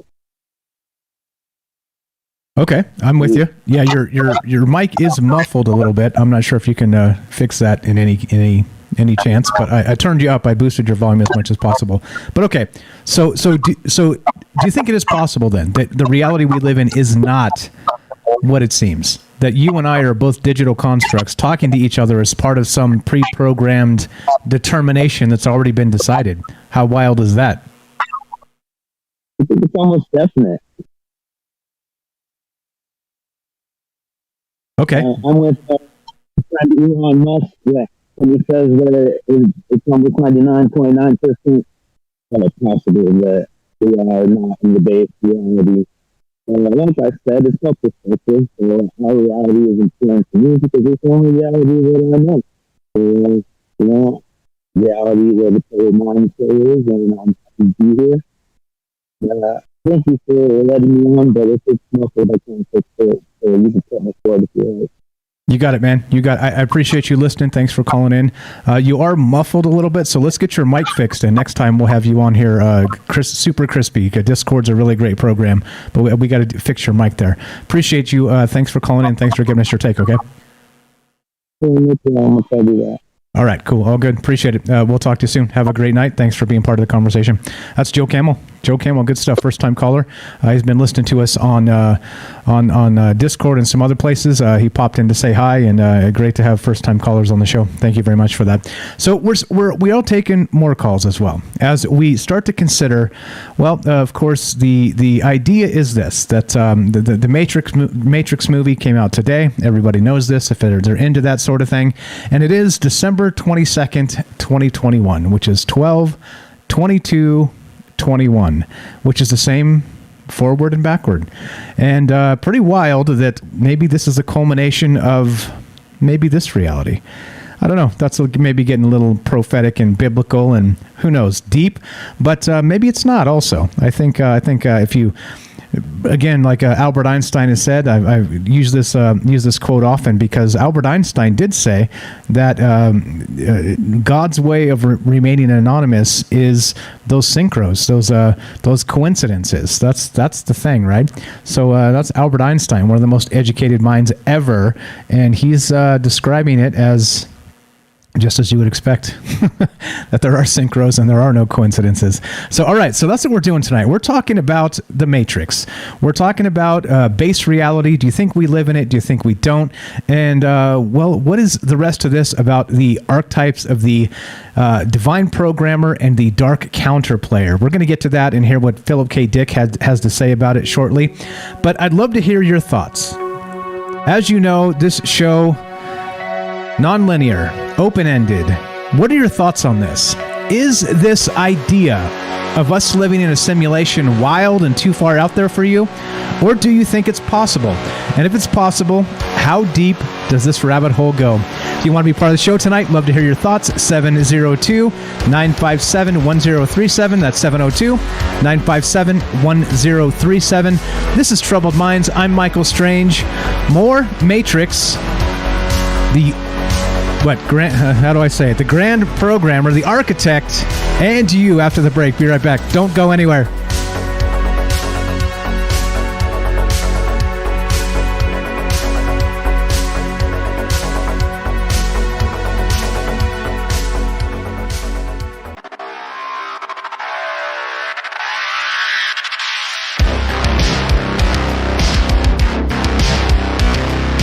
Welcome back to Troubled Minds. I'm your host, Michael Strange, and we are streaming on Rockfin, YouTube, DLive, and Twitter, and we are broadcasting live on the Fringe FM. We're taking your phone calls tonight as we discuss The Matrix. No spoilers, not the new movie. The idea of simulation theory. Philip K. Dick, the famous author who's now passed on, described an incident where he was able to peer into other realities, and he described them as simulations. Well, what about reality? What about simulation? What about you? Is this just a video game looking for a reincarnation respawn? You tell me. Love to hear your thoughts. 702-957-1037. That's 702-957-1037. Let's go to Jennifer in Missouri. Welcome to the show, my friend. How are you tonight? Hey, what's up? I'm good. How are you? Doing well. Go right ahead. Okay, yeah, I've seen the other Matrix movies. I haven't seen the new one, of course. So there's no chance of any kind of spoiling or anything. But, I do think that the Matrix is trying to, in the movie The Matrix, they're trying to explain reality. Morpheus is guiding Neo, like his spiritual teacher, kind of. And we have the same kind of thing going on in our own world. We have metaphors for it. You mentioned Gnosticism. It made me think, too, of, like, the Kabbalah and stuff. And, so it's trying to explain how God created, or the architect, in this sense, created reality, and that it's a simulation, how it appears to us. But, underneath it all, there's these, like, anthropomorphic machines that have put humanity under some kind of, like, hypnosis, and they're feeding off their bioelectric fields, and enslaving them, basically, as a battery. And with that same kind of, and you have the Smith, the adversary type of thing. And I think that it's like, if you think about our reality and how it kind of mirrors that, is that, we only perceive our existence of what's real through the senses. So it is kind of like we're standing or floating in the Matrix, and everything, all of the programming and coding is flowing through us, through all of our senses. And if we think about, too, like in a computer, the way that the coding for any kind of program or for a web page, when you see that coding and the HTML and all of that stuff, it doesn't look anything like what it's going to be on the computer screen. And when we're actually using our computers or artificial intelligence, we can't tell that we're separate from it. We don't see all that coding. We just see what the reality of the screen and the computer experience is. And we can't tell that it's just a bunch of electrical impulses going on in the device and us interacting with it. So there's kind of that idea of the illusion there, or the lack of it being real. But, like when we think about, like, sacred geometry, and someone else will come up and probably mention that, but and the idea of the hum underneath everything that kind of moves everything into its place. If we think about the idea of the Kabbalah, what it's talking about, it talks about in the beginning of things, basically, that God was like this huge, or the force, or Brill, or prana, or whatever you want to call it, that it was like this all-pervasive, incredible energy source that couldn't allow anything else to exist. So it had to recoil back into itself. And when it did that, it kind of destroyed itself. And our reality, and the physical reality, through several different layers, like with the Sephiroth and everything, it created all these different dimensions, basically, and also the physical dimension. And the chaos that was, that came out of this is the way that the world is, basically the way people are and everything. The way we have troubles and that things aren't perfect. But it's really interesting because, in the Matrix, at the very end of the last one, he's fighting Smith, and he realizes that, like, the whole world has been infected with Smith, and he doesn't just have to fight him anymore. He allows himself to be infected by Smith, and then he that's how he overcomes him, basically, and brings order and peace. It's the same kind of idea that, I think the best way that I'm kind of thinking of it is hard. Like, God is hiding, basically, in this reality. The illusion isn't that this reality isn't real. The idea that this isn't real, that is an illusion. This is real. The illusion, I think, or at least, not what I think, but like in the Kabbalah perspective of it, which is not something I subscribe to or anything like that, but is that this is real. What we don't notice is that this divine Brill, prana, life force, all-pervasive energy thing is always interacting and making it exist. And if it didn't exist, if it wasn't doing that, it would all just disappear into nothing, just absolutely nothing. The division is that we aren't realizing that it's in everything around us.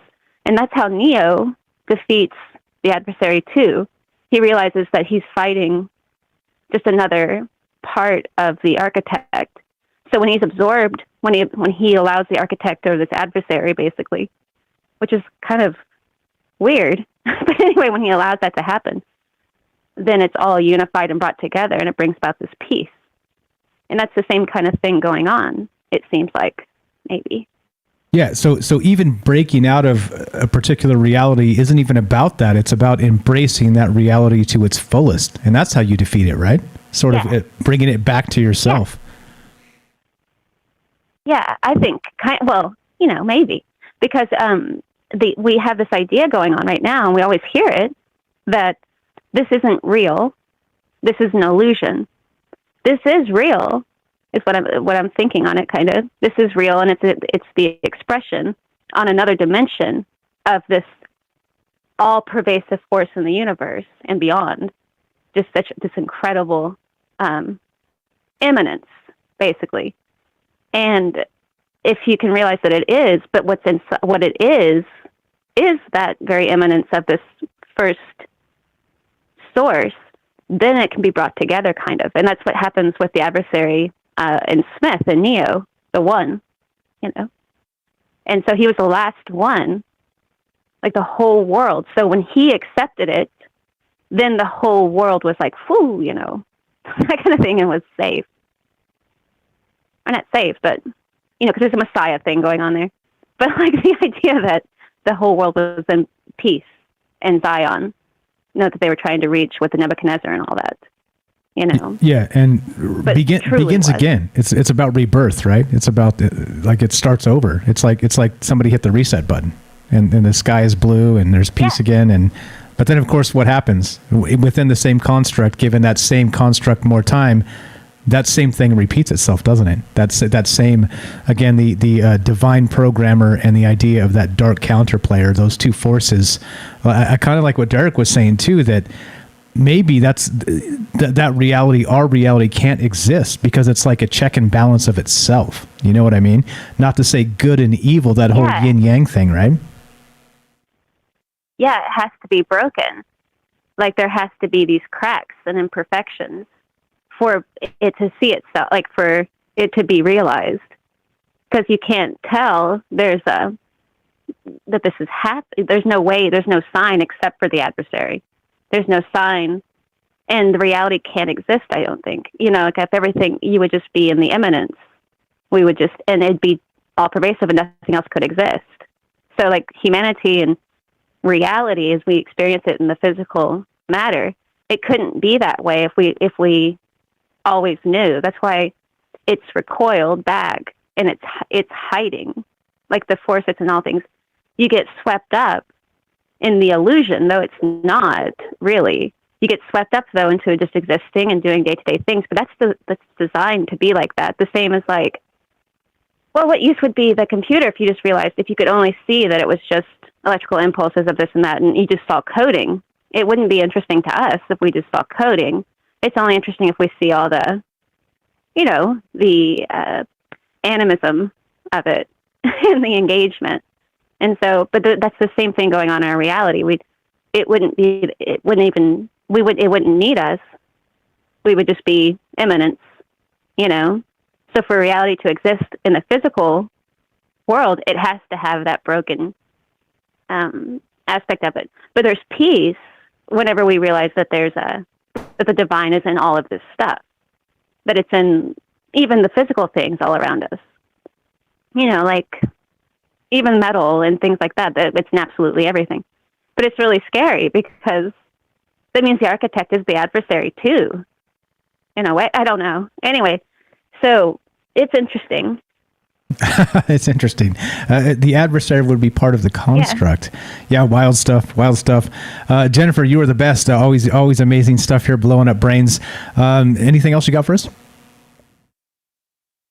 Nope, that's it. Awesome. I look forward to seeing the movie. Yeah, same here. Same here. I'm going to watch it this weekend. Jennifer here has a YouTube channel. You love Jennifer? Please scroll down, find her YouTube channel, give her a follow. She's here with us most often, most days, and like I said, blowing up brains. Thank you for participating. Thanks for being you, Jennifer. It's a pleasure. We'll talk to you soon. Yep, absolutely. Have a great night. Thanks, you too. There you go. It's easy as that. Easy. It's not as easy as that. Jennifer makes it seem easy, but it's easy as that to call. 702-957-1037. That's 702-957-1037. You see what I mean? Secret weapon of the show is the phone calls. It's just the people that kind of expand the paradigm of the conversation. As you know, it turns into a whole lot of different things. It turns into, again, the whole non-linear stuff. It turns into open-ended. We're not like scrunched by time to like come to some sort of conclusion here tonight. It's just more about kind of letting the ideas come and go and let them kind of dance in and out of wherever they should be. And if that's in your imagination, if that's in your memory for maybe a time you need in the future, that's what this is about. This is about getting together and just trying not to force, the issue because of a time clock, things like that, right? But so let me play this clip. We got some more here. We're still taking your phone calls. We got, as you guys know, we do 2 hours on the radio, then we do a third hour off, so we've got extra time in case we need to continue expanding the conversation, include more phone calls, things like that. So we have plenty of time. Don't worry if you want to be part of the show. 702-957-1037. Click the Discord link at troubledminds.org.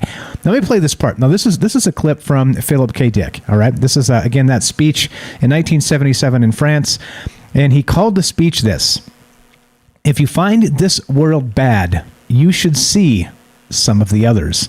And he's saying that he was able to somehow, through this maybe consciousness aspect of maybe triggered by sodium pentothal, I believe is what he said, in a dentist visit, it actually sort of broke his locked-innedness. There you go. I'll just make up my own words of this reality, of this actual matrix. And he was able to see into other versions of this matrix where other things had happened. And he said that some of the stories that he actually wrote were based on those timelines he saw firsthand. It wasn't a sci-fi idea. He believes that he actually saw into different realities. So this is him in his own words. Again, this is Philip K. Dick. Again, one of the probably for sure top 5 sci-fi authors of all time. This guy's amazing. If you haven't read some of his stuff, he's out there. He was way out there because he seemed to have been locked into other dimensions, other versions of this matrix. So let's hear what he had to say regarding, let me find this clip. Let's see, not the metaphor one. How about this one? Check this out. This is what he describes in the instance of the divine programmer and the dark counter player. So let's hear what he had to say. This is in the words of Philip K. Dick. Listen to this. This is pretty wild. What I still do not grasp, however, is how one reality out of the many becomes actualized in contradistinction to the others. Perhaps none does, or perhaps, again, it hangs on an agreement in viewpoint by a sufficiency of people. More likely, the matrix world, the one with the true core of being, is determined by the programmer. He or it articulates, prints out, so to speak, the matrix choice and fuses it with actual substance. The core or essence of reality, that which receives or attains it, and to what degree, that is within the purview of the programmer. This selection and reselection is part of general creativity, of world building, which seems to be it or his task. A problem, perhaps, which he or it is running, which is to say, in the process of solving, as a computer would. Variables along the linear time axis of our universe, thereby generating branched off lateral worlds.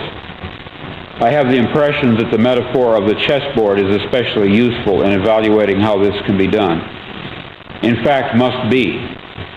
Across from the programmer-reprogrammer sits a counter-entity, whom Joseph Campbell calls the dark counterplayer.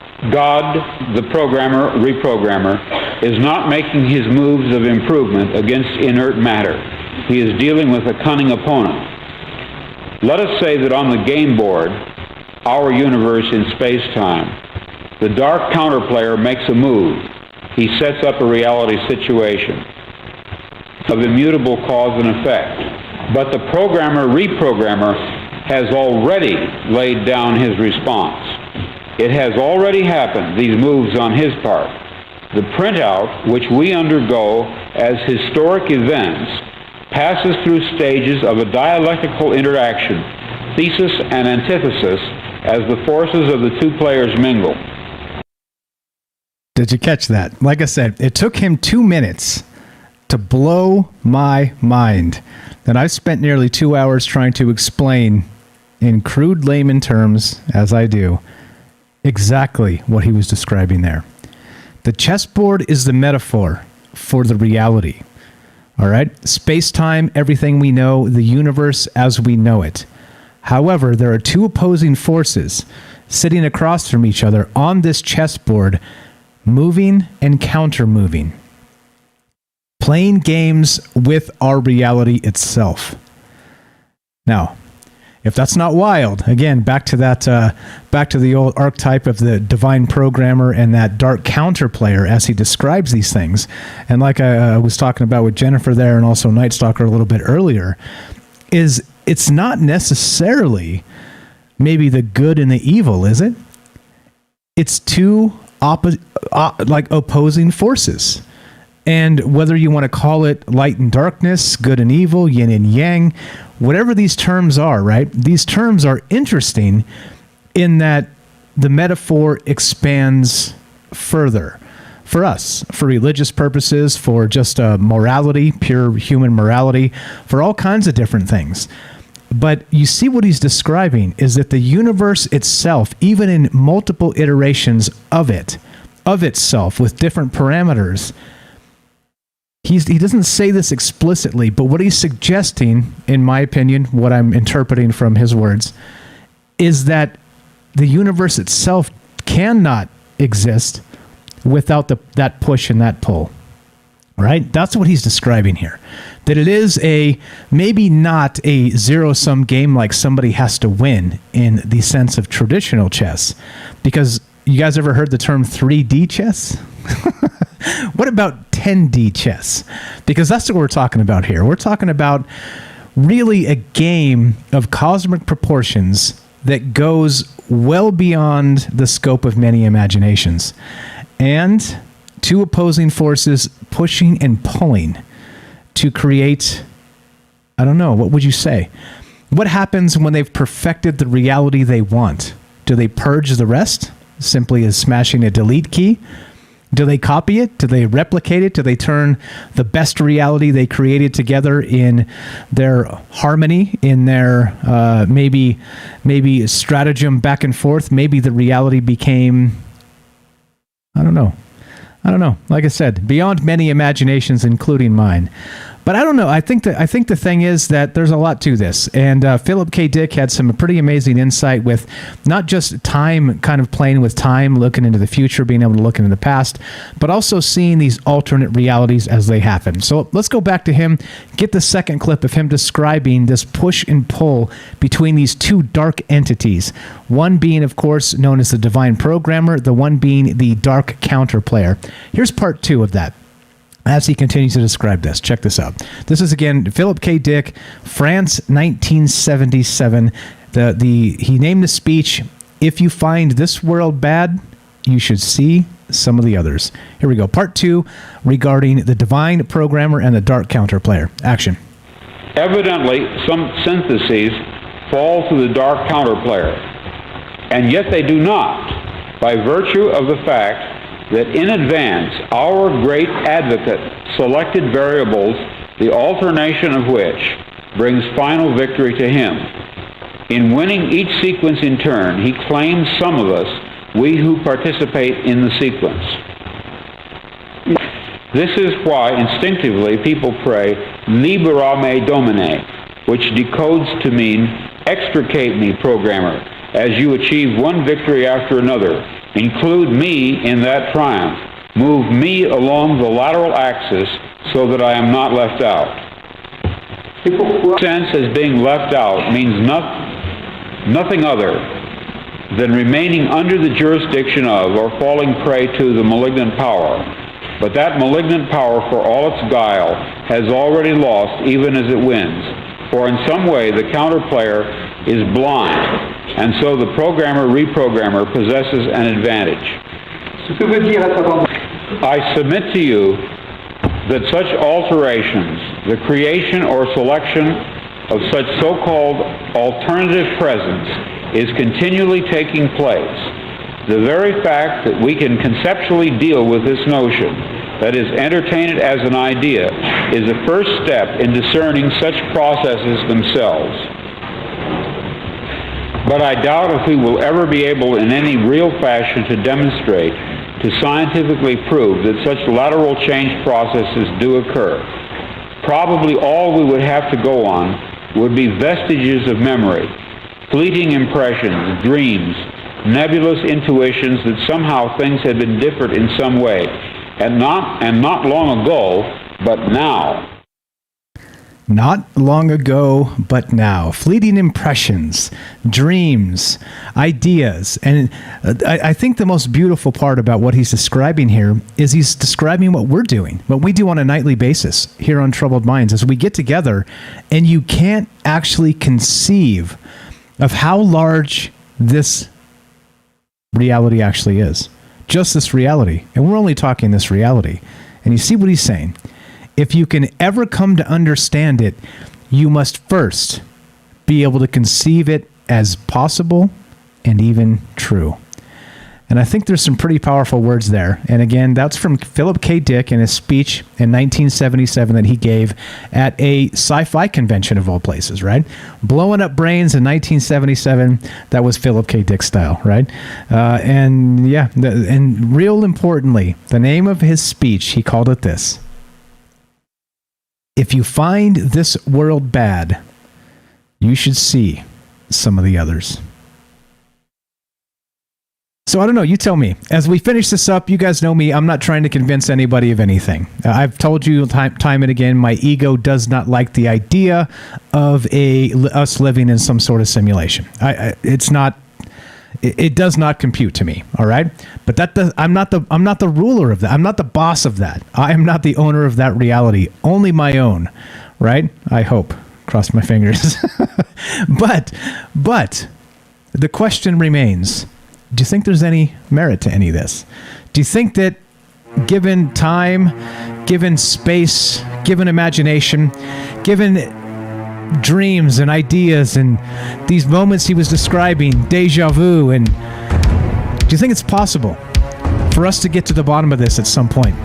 He didn't think so, only because the concept itself is so incredibly large. And as we finish this, like I said, there's no conclusions here. The conclusion is you believe whatever you want to believe. This is not church. This is not propaganda. This is not indoctrination. This is just a conversation. It's as simple as that. And I don't know what to tell you other than I've told you what I think about it. I hope you learned something tonight. I hope it expanded your view of the entirety, whatever that means. And thank you for coming on the journey with me and all the rest of us. Appreciate that very much. As we finish this up, you guys know the drill. We are doing a third hour. If you're listening to us on Fringe FM, stay tuned for Joe Roop Lighting the Void. If you're listening to us on any other platform, stay tuned for a third hour of Troubled Minds. And as we finish, be sure, be strong, be true. Thank you for listening. From our Troubled Minds to yours, have a great night.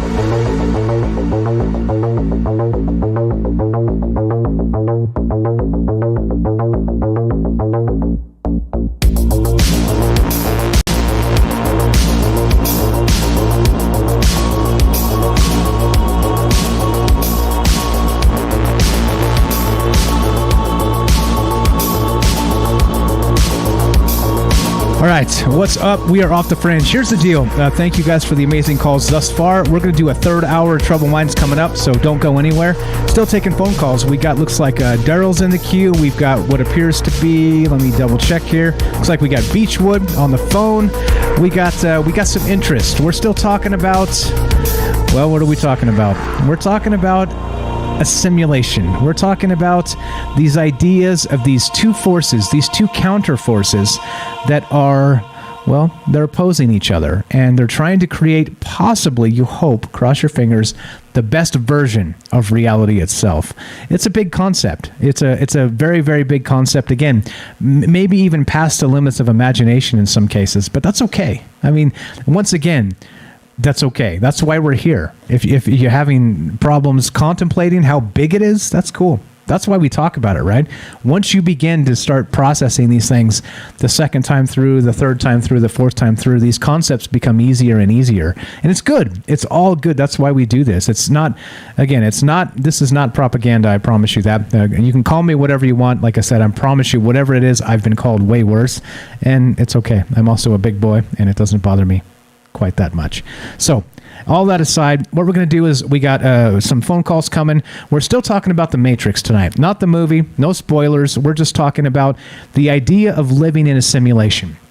The idea that there are two opposing forces, whether they're programmers or gods or great old ones, playing this game of metaphorical chess, 10D chess, as they just spit out new iterations of the Matrix based on new parameters, move and counter move. Love to hear your thoughts. 702-957-1037. That's 702-957-1037. Got Beechwood. We got Daryl.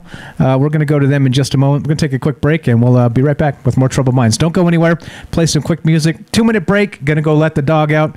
If you ever wondered who let the dog out, it was me. Be right back. Troubled Minds on the way.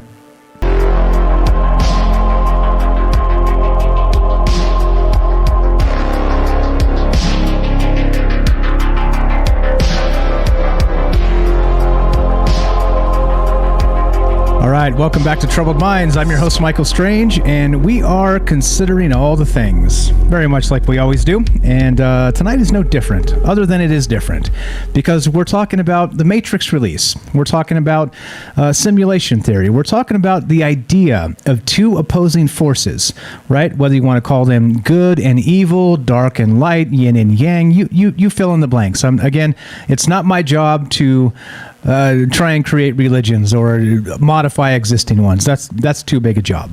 It's kind of weaving in and out of all the rest of them and trying to figure out what the hell's really going on here. It doesn't have to match everything. These are ideas that are extremely large. The concepts are, again, when we talked about the multiverse, when we talk about the nature of reality, when we talk about these really importantly large concepts, just because they're so big doesn't mean they're just science fiction, right? There's something to this. Physicists believe there's, maybe Elon Musk has said it's probable we live in some sort of simulation and not that base reality. So I don't know. You tell me. A physicist, string theory, the whole thing. This is all maybe. Speaking of like the whole notion of maybe juice, well, we're drinking the maybe juice tonight, like most nights on Troubled Minds. So we got Daryl coming up. Hang tight, Daryl. We'll get to you in just a moment. We got Beechwood on the phone. We're going to go to Beechwood, then we'll go to Daryl, and then we're going to go to you. If you guys want to be part of the show, we're still talking about this. Do you think it's possible living in some sort of matrix is where we're at?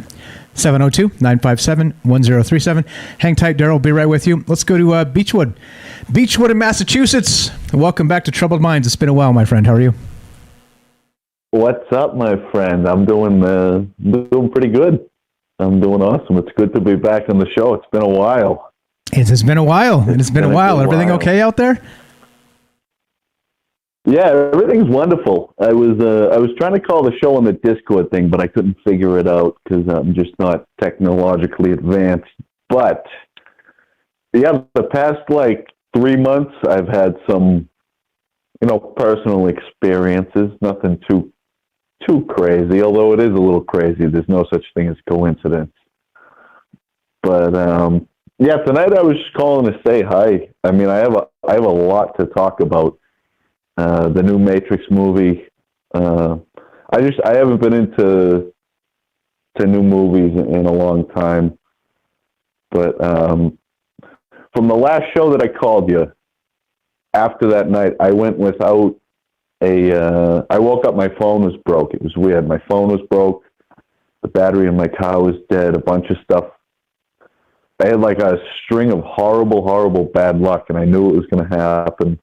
And I didn't let it bother me, but I went 3 months without a phone. Okay. That would explain some good time in nature and whatnot. And now it's really, really weird for me because I believe, like, our thoughts. Okay, so I spent like 3 months away from the technology. I don't have a computer. I had a phone. It broke, so I went and I got a track phone for work, like a flip phone.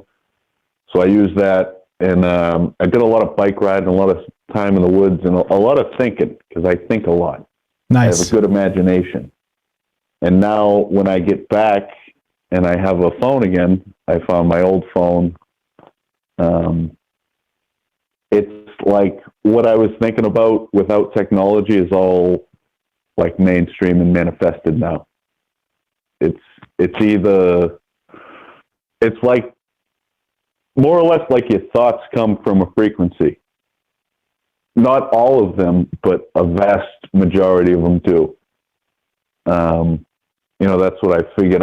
How you can relate that to the Matrix theory, I don't know, because that's what the show is about, which I do believe, I believe strongly in that. I've thought a lot about it. It kind of twists your brain.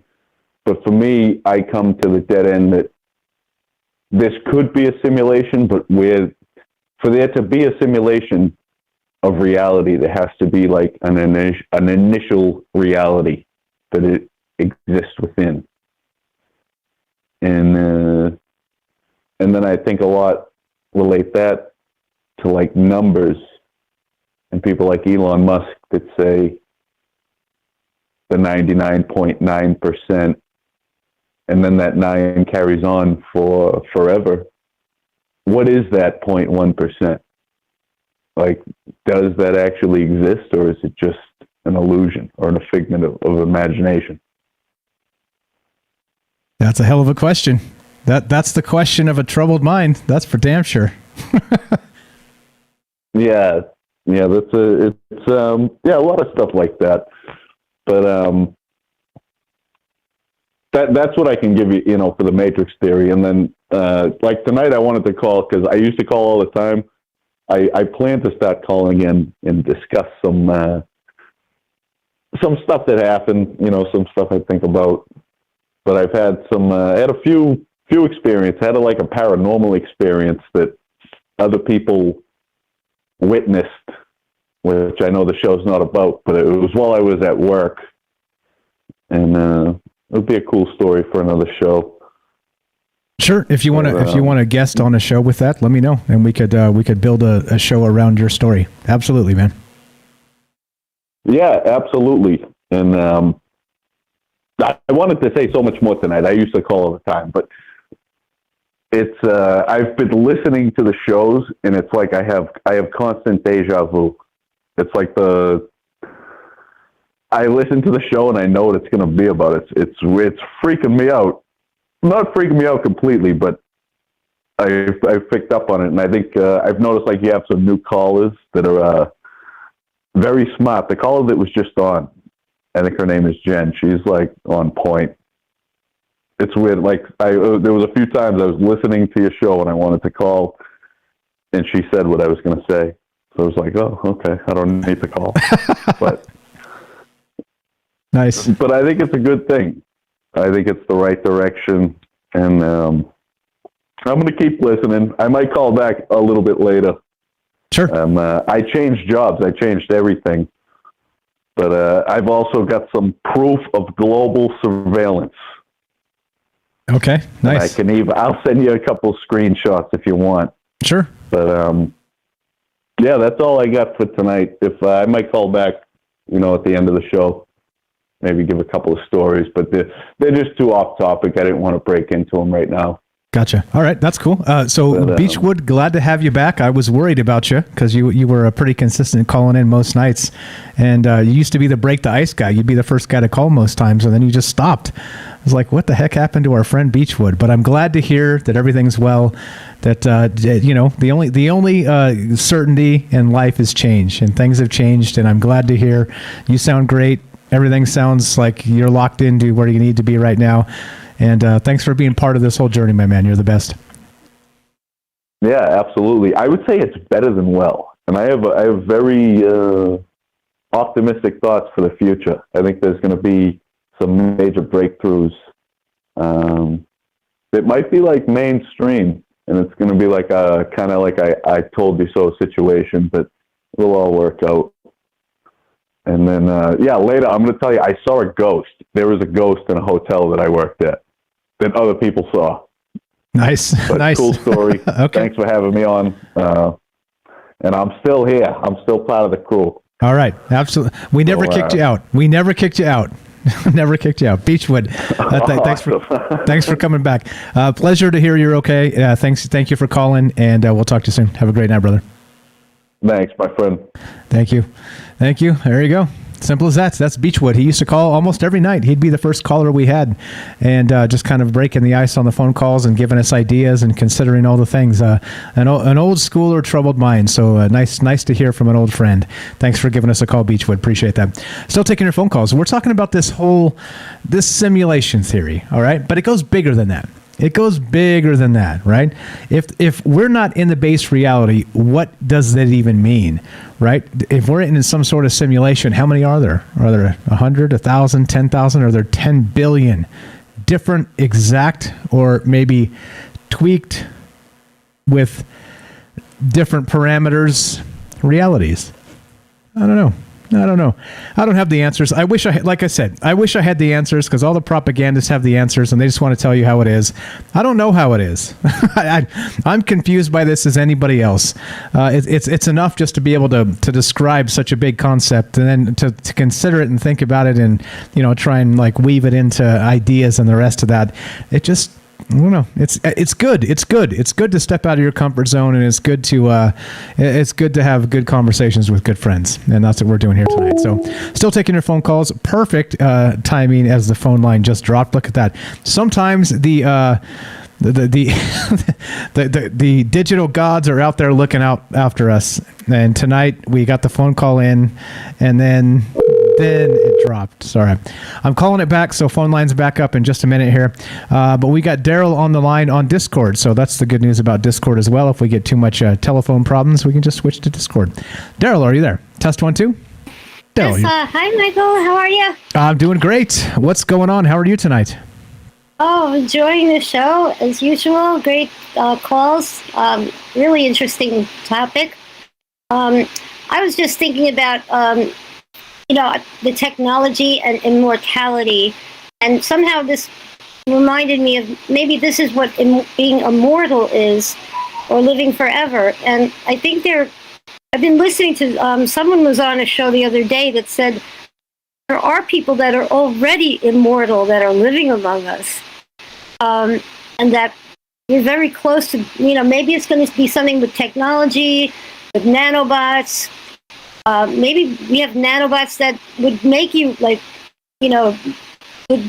be co-dependent or symbiotic with like a matrix reality, where they go ahead and fix all your problems and fix your illnesses inside your body, and they're so small they just cure you of all your conditions and you live forever.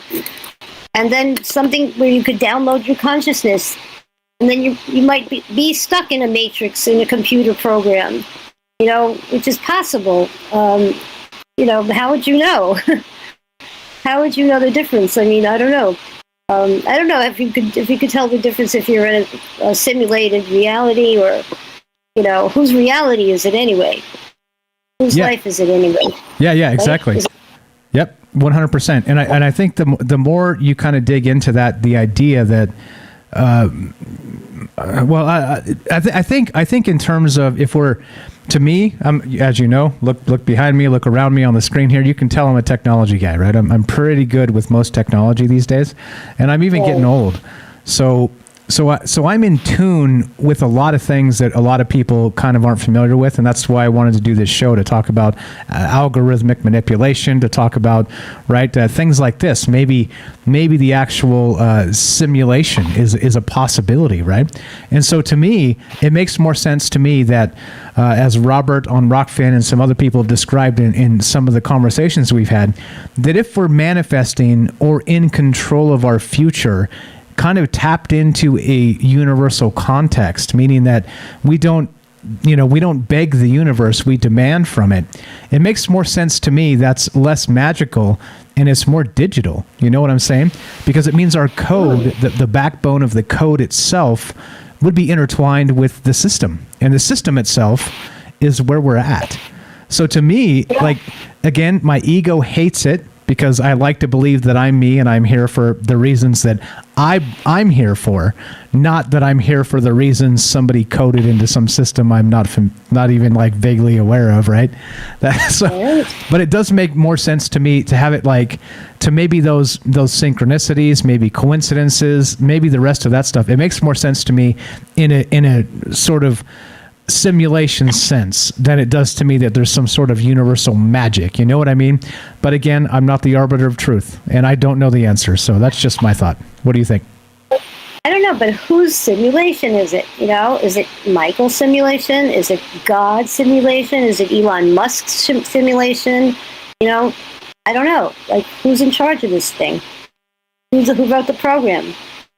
Who's gonna, who's gonna code it? Who's gonna decode it?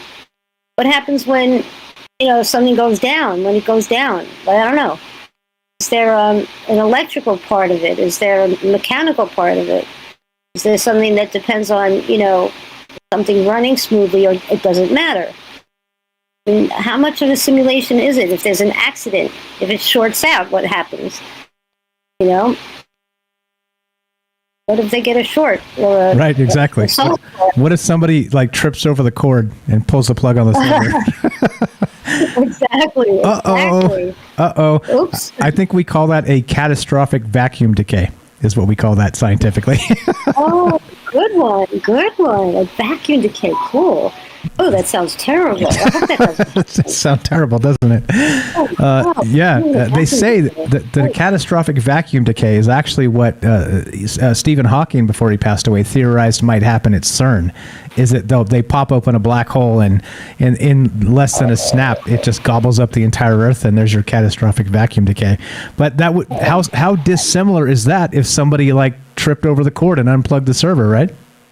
Totally. Oh my God, that would suck so badly, right? Exactly. Oh God. Exactly. He was so smart, that Stephen Hawking. I can't believe he came up with something like that. That's crazy. That's sick. That's pretty wild. God, I hope not. Yeah, I hope not. When that happens. Yeah. Have you seen the old Matrix movies at all, Daryl? I think I saw it.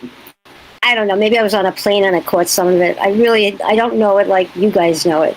I should know it better. It looked pretty interesting. I kind of saw that he was like fighting in a dream, and he was lying down, and I don't know. I didn't quite understand, like how he would go into that matrix by, going on a table or something. It looked like he was like remote viewing or something like that. Yeah, interesting. Like digitally remote viewing, right? Yeah, something like that. Yeah, hardwired. Yeah, that's wild. Now, here's the thing. If you're going to go back and watch this, and I highly recommend you do the first one. The first one is the best one. The first Matrix movie is like a top 10 sci-fi flick of all time, in my opinion. It is super good. Awesome. Okay. Super good. Okay. And follow the white rabbit, the red pill or the blue pill. All the themes are there, and then it gets into breaking out of the base reality that you thought was and moving into the actual reality. And and then there's levels there. So it's crazy. It's crazy stuff. Do check it out if you get a chance. So what do you give it? What do you think the odds are that we live in some sort of simulation, that you and I are just computer programs carrying out the code given to us, right? We're not, we think we're individuals, but we're not. What do you think the odds are of that? Well, I don't know. I think we're so individual. It would be like incredibly creative of somebody programming all of us that separately. I think it would be very challenging. I don't think it's, I don't know. There's so many of us. There's so many free agendas and we think we have free will. How do you have a programmed free will? I don't know.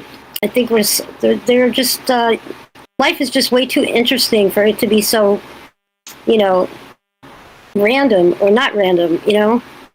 I don't know. I don't think, how imaginative could a program be? It could be exponentially imaginative when you think about it. Exactly. And Yeah, and the way code works is once you set parameters for, people like me and you, the differences between us become trivial because you've already programmed them in. You've randomized a bunch of traits, and then, you just let it smash out people like crazy, and we're all different, right? We're all the same, but we're all different because it's all algorithmic. I like to say algorithmic manipulation rolls off the tongue super easy, but it's algorithmic. Let's say assignment of traits. And you just let's say if you were let's say that program was created and you wanted 10 billion people, you would type in, give me 10 billion people, you would hit the enter key and it would generate them all, and they'd all be different. Yeah, wild, right? Wouldn't you think we'd be perfect? And we're so imperfect. We're so imperfectly perfect that there's too many flaws that I don't know. I don't think they have good quality control then, There's too many flawed humans. I think there's too many flawed problems with that. I think it would be much more perfect if it was a simulation. It would be a perfect world if it was simulated, I would imagine, Well, there's too much danger. Yeah, and so I'm with you, meaning that if you were going to program a utopia, then let's just see the utopia, right? But I think given, now this is the craziest part. Now this is what gets us to the larger part of the conversation here tonight. So the simulation is one thing, but now when you're talking about the creator of said simulation, let's say for instance, your perfect utopia, Daryl's, would be different from mine. And so if we were dictators of our own utopia, the individuals within it may not perceive it as utopia because it's not theirs, it's our personal, right? And so now in creation, interestingly, right, we have, you make a baby. You have, the sperm and the egg, and you make you need two. You can't make a baby with one, you need two. Now the same thing applies here, right? The same thing applies. If you're trying to create a reality and give it all the best traits that you think are the best traits, don't you want an adversary to be able to say, no, Daryl, here's why? Right. Yeah, I think you need a little contrast. You're going to have to create your adversary. If you create your adversary, how disagreeable are they going to be? Are they going to be, your enemy? Are they going to sabotage your progress or your programs? How independent are you going to create an adversary? See, you're going to create something that's going to endanger you need like that antidote. And you're playing with the loaded gun there, if you don't have an antidote for your program, or, a fail-safe or a safe word, or, a backup system, you might lose all your data and you might screw it up, and you might do that rotten vacuum existence. Catastrophic vacuum decay. Catastrophic vacuum decay. Right. I was close. Rotten. Okay, yeah. Fair enough. That dangerous vacuum rot. I knew what you meant. No, okay, so wouldn't you, if you were creating something, and we're like it's one thing, like the metaphor is the reality of creating a baby, right? It takes two. So even DNA wise, it takes two, because if it's the same, if you have a clone, you have a degraded version, right? It's not the best circumstances. So you need two strong DNA that can work against each other and all the rest of that. But I wonder if that works in the same sense of this creation we're talking about. Maybe in a digital simulation that you need that counterpoint to be able to check you. And I think they even say it in the Matrix itself, in the Matrix movies. They have the architect. And he tells Neo that he's the builder of the Matrix, the architect, he calls himself. But there's forces constantly working against him. And there's also rogue forces like Agent Smith working sort of for his own agenda to take over the entire thing for himself. So, I don't know. Pretty wild. It's a pretty wild story. Check out the original. It's like several hours long. They kind of get a little whack in the second and third one. there's some good elements there, but the very first Matrix movie is incredible, Daryl. If you haven't like sat down and focused on that, please focus on just that one movie. It'll blow your mind. Sounds good. Sounds good. I'm going to try to find it. Thank you. Definitely, I will take your recommendation for sure. Right on. So what else you got for us? Any other ideas on this whole simulation theory? Well, I think it all goes back to like what's going on with our technology. I think it's not probable, but it's possible. I don't know. It's possible, but I think we're getting there. We're getting somewhere, like that's a little, on that, very thin line of life and death, and who's going to be immortal, and maybe that's our immortality. I think something to do with our immortality is going to wind up being some kind of simulation. We're going to put download our consciousness into some sort of simulation, and we're going to be living within that simulation if we want to live forever. I mean, we might be doing this tomorrow in the Facebook, the new tech, meta world. Metaverse, yep. Metaverse, right.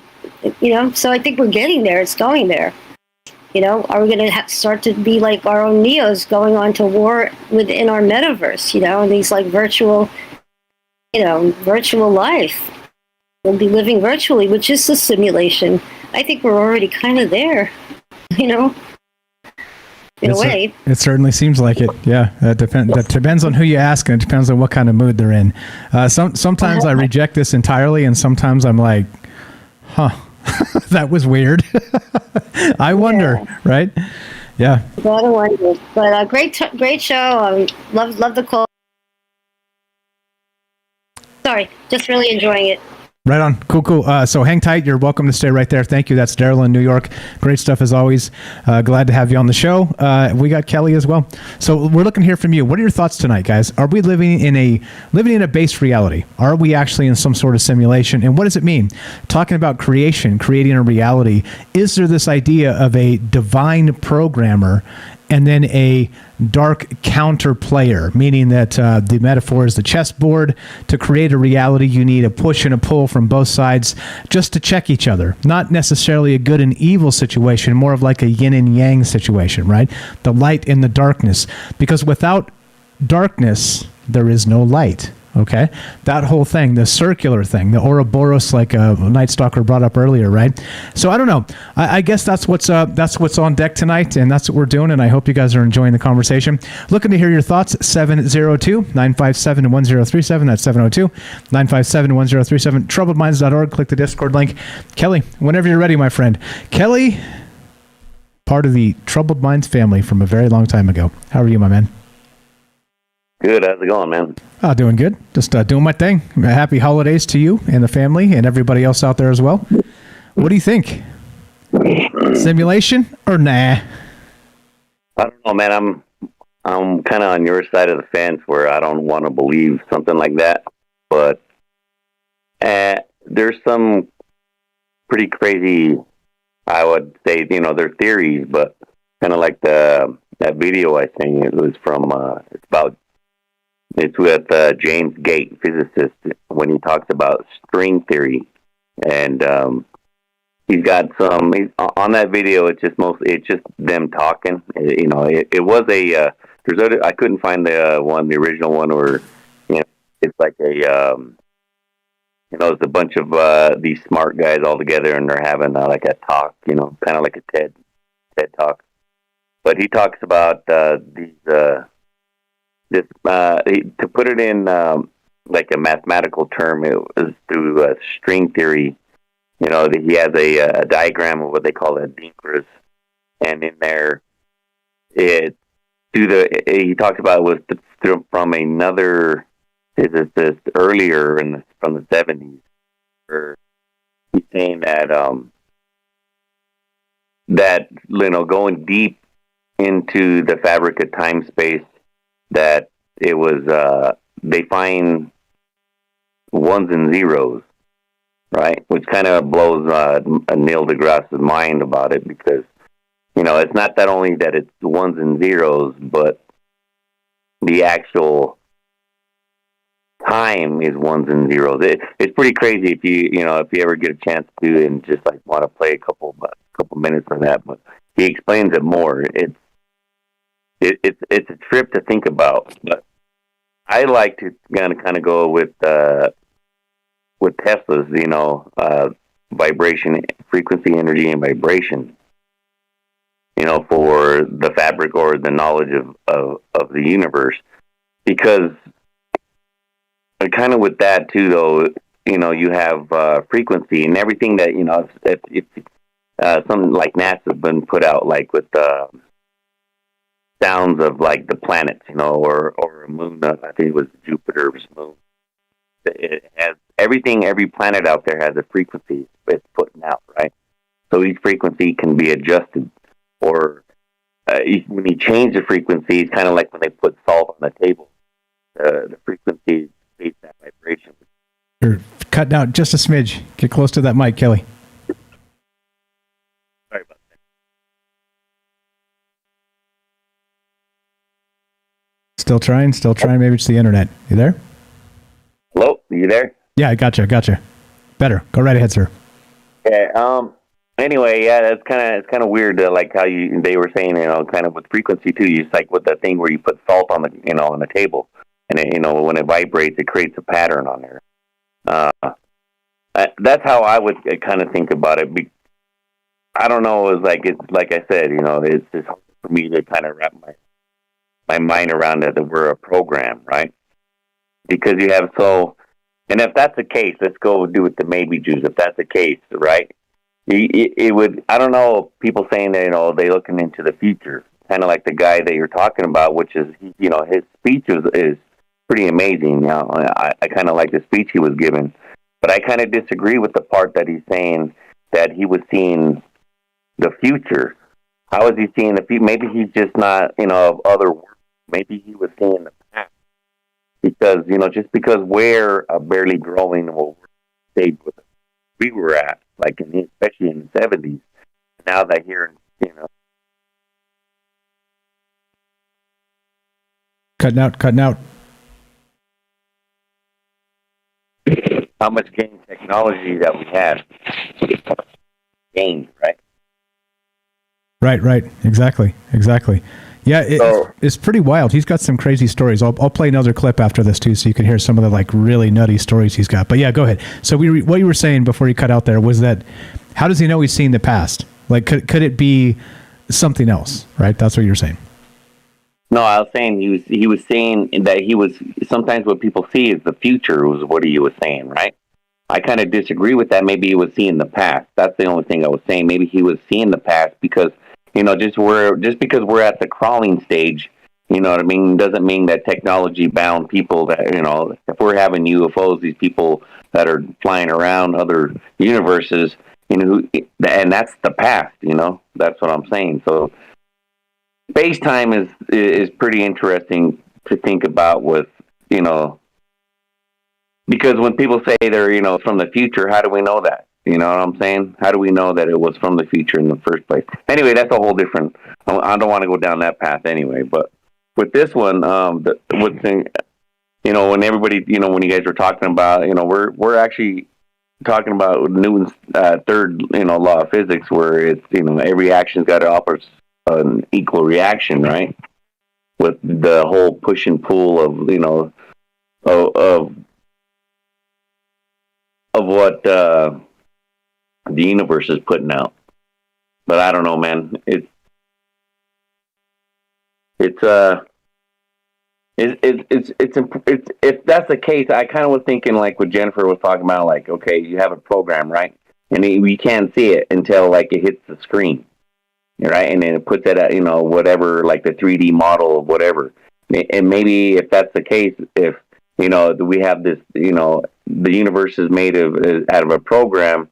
Maybe the Higgs boson, where energy turns into matter. Maybe that's the instant that they're looking at, where from the program, the ones and zeros are hitting the screen, and see like what we're seeing, like pictures on a screen. Yeah, I like it. Like, and again, right? So you know the matrix code. Everybody knows that like famous green, matrix code that bizarrely is not running left to right. It's like top to bottom, which is pretty wild. But exactly, like looking at that in particular is not satisfying, right? Even if you can read that code and know what it's like, sort of exhibiting, it's all about considering that. Being buried in that rain of code, but as it's representing itself, not the back end of it. It's just a pretty wild thought that could be what's happening, and we're maybe experiencing that. Pretty nuts, huh? Yeah, man. I don't see this one is. It always gets me tongue tied because, like, I think about it, right, and it's. I don't know, like that video showing with that physicist James Gates, right? You just want to play that too, just for and listen to what he's talking about. You kind of get the gist of what string theory is. But he says it's brand new though, so it's not something. But for the moment now, because they're into it for like 2 years at the time they made the video. It was something new, right? But in deep down, the further they're going is a program. But what's interesting, life and like if this is the case, like and how some people want to go and change now into transhumanism and into computer systems or put their essence in a computer. It's like almost a vicious cycle, kind of like what Night Stalker was talking about. If that's the case, then maybe it's just a life cycle that everybody wants to transforming to the digital world into reality, and they're sick of the digital world. They want to have the touch of reality, like human flesh, where it's life again. I mean, instead of you're putting the essence back into life now instead of into a computer system. I don't even get that either, man. That just boggles my mind how some people want to put their essence in a computer system. It's like, to me, that's just a weaker system. The human body is the better system anyway. Well, yes, except, however, what if the human body is just the backbone basis of some like sublime code? What if the best coder out there? Imagine if it was like a, kind of take it out of our own reality in the code world. And they're like, okay, code the best evolutionary process, go. And you've got all these different coders competing, right, in this room, sort of trying to find the best life code, right? And not just like the parameters, but how it got there, right? It becomes a science experiment through like computer simulations. And let's say, some of them died out. They thought that maybe the reptilians are going to take over the world, just for conversation here. And they coded up the dinosaurs, but they came and went. And they, for whatever reason, they weren't as robust as necessary. I don't know. Like, there's some pretty wild ideas to consider that maybe the human body is the best thing, right? Maybe the human mind is the best thing, but maybe it's not our best thing. Maybe it belongs to somebody else. Yeah, I don't, man, like, okay, so if that's the case, if we're just barely touching scratching the surface of what we're thinking, right, and this little planet compared to the other planets and the other galaxies, man, that's one hell of a program, you know what I mean? Whoever it was to ever develop, I wouldn't say a who or a thing, but if it's the explosion of life and that is being spread out all through the universe, and then you're gaining technology or what they would call knowledge, right? Maybe it's just a part, it's not the better, I mean, it's what we think that is better because it's making our life easier, but in some cases, and it's helping, in some medical cases as well, but it's also find destruction. And I'm saying that, like, and I don't know about the whole, you got to have destruction with life. If that's the case, if with computer systems, you can do a rewrite over. It's not like where you have to destroy it. You can just, like, even if you have to destroy it, that word, that, like, I wouldn't say destroy, but you can rebuild, break it down and then rebuild it. Why does it have to be destroyed? I don't understand that whole point where, that thing is just, that's like the added part. So again, too, if we real quick if we're the program, right? Then I guess what we are, this life that we're living in, me and you are humans, are the AIs, right? The AI robots, the things that want to house this information, to live out, the simulation of everybody, that it was like a program. But I don't think it could be a future. It's just a program that's laid out, and you can't, like, it's just being, because you have what they call, you have your own choice, right? So if you got that, that program can't write that at that moment. We can control that, actually, whatever we can imagine and think. And that's what even the ancient things that we're talking about, like, how they try to teach you, ancient Buddhism, Hinduism, the Gospel of Thomas, where, in your mind, you can change that. So that's why I think it's even better to even have that than even a computer program. Yeah, free will is what you mean there. And but again, right? Like, that literally goes to just decision making. And as we're finding out, just in terms of like Google and search engines and things like this, like, all of that code can be manipulated. It can be those decisions already pre-programmed. So the thing is, right? So even though we want to, I'm with you 100% in that it makes me uncomfortable, right? To feel that we may be a digital byproduct of somebody else's code. All right. However, I think no matter how you want to boil it down to the human condition, I think code to create us is extremely possible. Like, even, because we're talking about like an alien intelligence. We're talking about like a super intelligence. So us now, we're close to this already. Like we can simulate, full on universes and quantum computers, all the rest of this stuff, right? Probably don't have computing power enough to simulate all the things that we are, and that consciousness and the decision-making processes built in as a framework. But that framework would just be code, man. So I'm with you, bro. Like 100%. I don't like it. My ego hates it. And it's one of those situations where if it is, it's still, here's what I'm going to say about it. And I think this is probably the thing that like makes me fine with it. All right. If we are computer simulations, is it doesn't change much, meaning that we still own and live in this reality, right? We're still responsible for us as much as we can be. And we still got work to do, don't we? We still got things to say, thoughts to think, and God damn it, we're going to keep on doing it. So it doesn't faze me. In the end, it doesn't faze me. You know what I mean? Yeah. Yeah. I mean, I'm with you on a lot of that too, man. But like, if what was you just saying? I kind of lost thought on that one too. But you, man, it's up to us anyway. Even if we're a computer framework, we still got shit to do. So let's get busy doing it. Oh yeah, of course, man. Yeah, but like if yeah, I lost train of thought on that one, man. That's all right. Anyway, yeah, man. I don't know, man. For me, I disagree with. I mean, I just can't. It's just hard for me to fathom that, and I fathom a lot.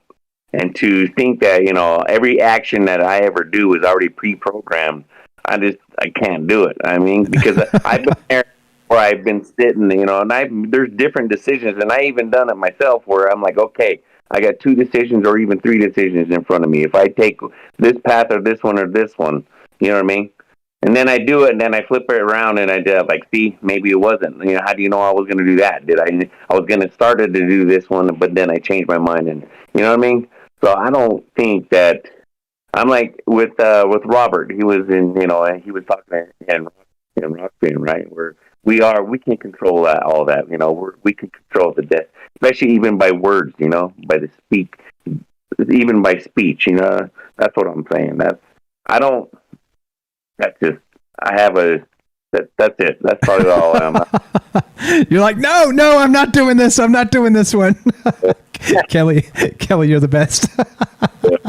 Appreciate it, bro. Always good shit. Happy holidays to you and Michelle. Thanks for being part of this family for so long.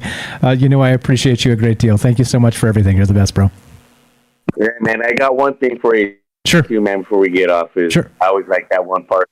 Everything is awesome. Everything is cool when you're part of it. Part of a team. Yes, sir. Yes, sir. I'm me, you're you, but together we're us, and it's a powerful thing, right? All right, brother. You guys have a good holiday, man. You too, brother. Talk to you soon. Have a great night. There you go. There you go. Talking about simulation theory. Does it rattle your ego like it rattles mine? Like I say, the joke is Michael Strange's ego is the size of the sun. Well, that ain't got shit on an actual like computer construct of the entire everything, right? So the sun ego size is nothing by comparison. So I don't know. I don't know. A couple shout outs here. I'll actually address this tomorrow. I'm going to prepare this better, so I don't want to just off the cuff this when it's an important thing. So I'll have a message. I'll have a PSA tomorrow. A member of the Trouble Lines family is in need, and if we can help just with a few bucks here or there, I'd love that. I'm gonna donate myself, but I'll give you the details on that tomorrow. Not required, of course, but I just want to make sure that there are people that work for Troubled Minds for a long time now that have been behind the scenes, sort of the Johnny Appleseed, spreading the information all over the internet. So shout out to Zai if you're out there, if you're listening. I'll get your message out tomorrow, and I just want to make sure I'm prepared to say it appropriately. So thank you for what you do. Another shout out real quick to Crabapple. What's up? Crabapple on Rockfin sent a tip over there. I appreciate that very much. Thank you. It said belated solstice. Thank you to you as well. Happy holidays, and I hope the world finds you. I hope the simulation finds you well this holiday season. Let's go to the chat. I'm going to play that video that Kelly sent. We've heard that one before, so we're going to go to that in just a sec. But good stuff. Let's see. Just reading the chat. Let's see. Yeah, there we go. Ronald wants to know, when Beechwood gets older, would he be considered Beechwood aged? Oh, there you go. Maybe. What's going on, guys? What's up, Tam Bam? Welcome to the Thunderdome. Thanks for showing up. Thanks for hanging out with us tonight. Sorry for leaving you hanging last night, yesterday. Like I said, it was not my choice. It was a terrible thing. That Windows update literally broke everything. And so I was doing a bunch of stuff through the day, had a conference call, some other things, and then when I finally sat down to like put the Troubled Minds thing together and do the thing, I fired up the microphone. Luckily, because I was going to do a voiceover for Fringe, right? Like a quick station ID or something, and some stuff for Ryan Gable, and I noticed the mic was like. I was like, what the hell is going on here? So it literally broke everything. So anyway, just so you know, that it was legitimate. I wasn't dodging. You know me. I'm not scared. I'm here and I'm doing the thing. All right. So we're talking about this simulation theory tonight, right? But it gets more wild than that. Let me play this for you. Kelly was kind enough to share this video. We'll go a little bit long because I want to play a little bit more of the Philip K. Dick as well. He's got some pretty amazing thoughts on this because he thinks he actually... through some sort of process was able to maybe move into a different reality of this digital construct, right? So we'll get to that in just a sec. But let's play this clip from Kelly. Now, this is, Neil deGrasse is there and some other folks are there. Let's do this. Let's just play this, and here we go. Give me a sec to sip some maybe juice. Give you a sec to just kind of chill out and listen to something amazing. Here we go. Let's play this. This is Kelly. Neil deGrasse Tyson freaks out when physicist James Gates finds intelligent code in the fabric of space. Here we go. Action. City is March 7th. Well, partly it's taken to these very strange images that are behind your head right now. These are pictures of equations. I've been, for the last 15 years, trying to answer the kinds of questions that my colleagues here have been raising. And what I've come to understand is that there are these incredible pictures that contain all the information of a set of equations that are related to string theory. And it's even more bizarre than that, because when you then try to understand these pictures, you find out that buried in them are computer codes, just like the type that you find in a browser when you go surf the web. You're saying your attempt to understand the fundamental operations of nature leads you to a set of equations that are indistinguishable from the equations that drive search engines and browsers on our computers. That is correct. So, wait, I have to just be silent for a minute here. So you're saying as you dig deeper, you find computer code writ in the fabric of the cosmos? Into the equations that we want to use to describe the cosmos, yes. Computer. Yeah, computer code. There we go. I linked that video again. Thank you to Kelly for providing that. That's we've heard that one before when we talked about the Matrix, and that's exactly right. I think, and again, right, you think in terms of the particles, the quantum world, right, and you get smaller and smaller and smaller, and then the Large Hadron Collider at CERN is just smashing these photons or whatever they are together, these like the tiniest things, and they got quarks and all and they're trying to get to the neutrinos and all this shit, right? They're trying to get as small as possible. But at some point, isn't as small as possible whatever the fundamental building block of this universe? Isn't that in some cases going to be like a binary code, like pixels or something to that effect? You know what I mean? Pretty. Robert in the chat says anything that shuts Tyson up is good for me. I kind of agree. I'm a talky blowhard as well. So like I get, when you kind of have to try and, if you're in a place where you have to speak, it's a radio show for crying out loud. I'm not crying about it, but you end up saying a lot of shit that you wish you would taken some good, quiet thinking time to consider before you said it. You know what I'm saying? So I kind of feel for him, in that he's more like a talk show host than a whatever physicist he's supposed to be. So I feel for that, but you're right. He grates on my nerves sometimes. But anyway, all right. So we're still talking about this. We're considering this, and thank you again, Crabapple. Shout out for that tip on Rockfin. I appreciate that very much. So the thing is, like, I don't know what's going on with all of this. You know me, I am not the answers guy. It's not my thing. I think answers are propaganda. Easy answers are worse propaganda and like poison. And that's not what this is about. So I'm not trying to tell you that we live in some sort of digital construct. All right. In final thoughts here, I'm going to play a little bit more Philip K. Dick because I think you guys need to hear it because it's mind-blowing. Once again, special thanks to David in the Discord for sharing these videos last time. We were talking about the Matrix. It was kind of kicking it. And again, this is how ideas formulate, through conversations, right? You talk to each other, you get an idea, you get a source, you listen to some things, and you go, oh, holy shit, there's something here, right? That's the way it happens. And like I said, I've said this. I said this to Night Stalker a couple nights ago, and I believe this. I believe diversity of thought, diversity of intelligence, being, diversity of individuals is a good thing. I think it is a strength, right? I really, it's built into the core of me. I believe it. I am not trying to impose my will on the world, right? I'm just not like that. I think that imposing your will on anything is not good, right? Like don't you have the autonomy to impose your will on yourself as much as you want? If you want to eat pizza and drink beer every day, you're allowed, right? Like nobody's going to get in your way. Go get it. You know what I mean? Go get it. Well, but if you try and impose that will on everybody else, you just become an asshole at the very least. So just saying, there's no agenda here. Like you guys know, I just got to say it from time to time because people get the wrong idea, but believe what you want to believe. And I think that's the most important part of these conversations to me is that it's okay that people believe different things. It doesn't have to be some sort of hive mind Borg situation where everybody believes whatever the fuck Fauci tells us. You know what I mean?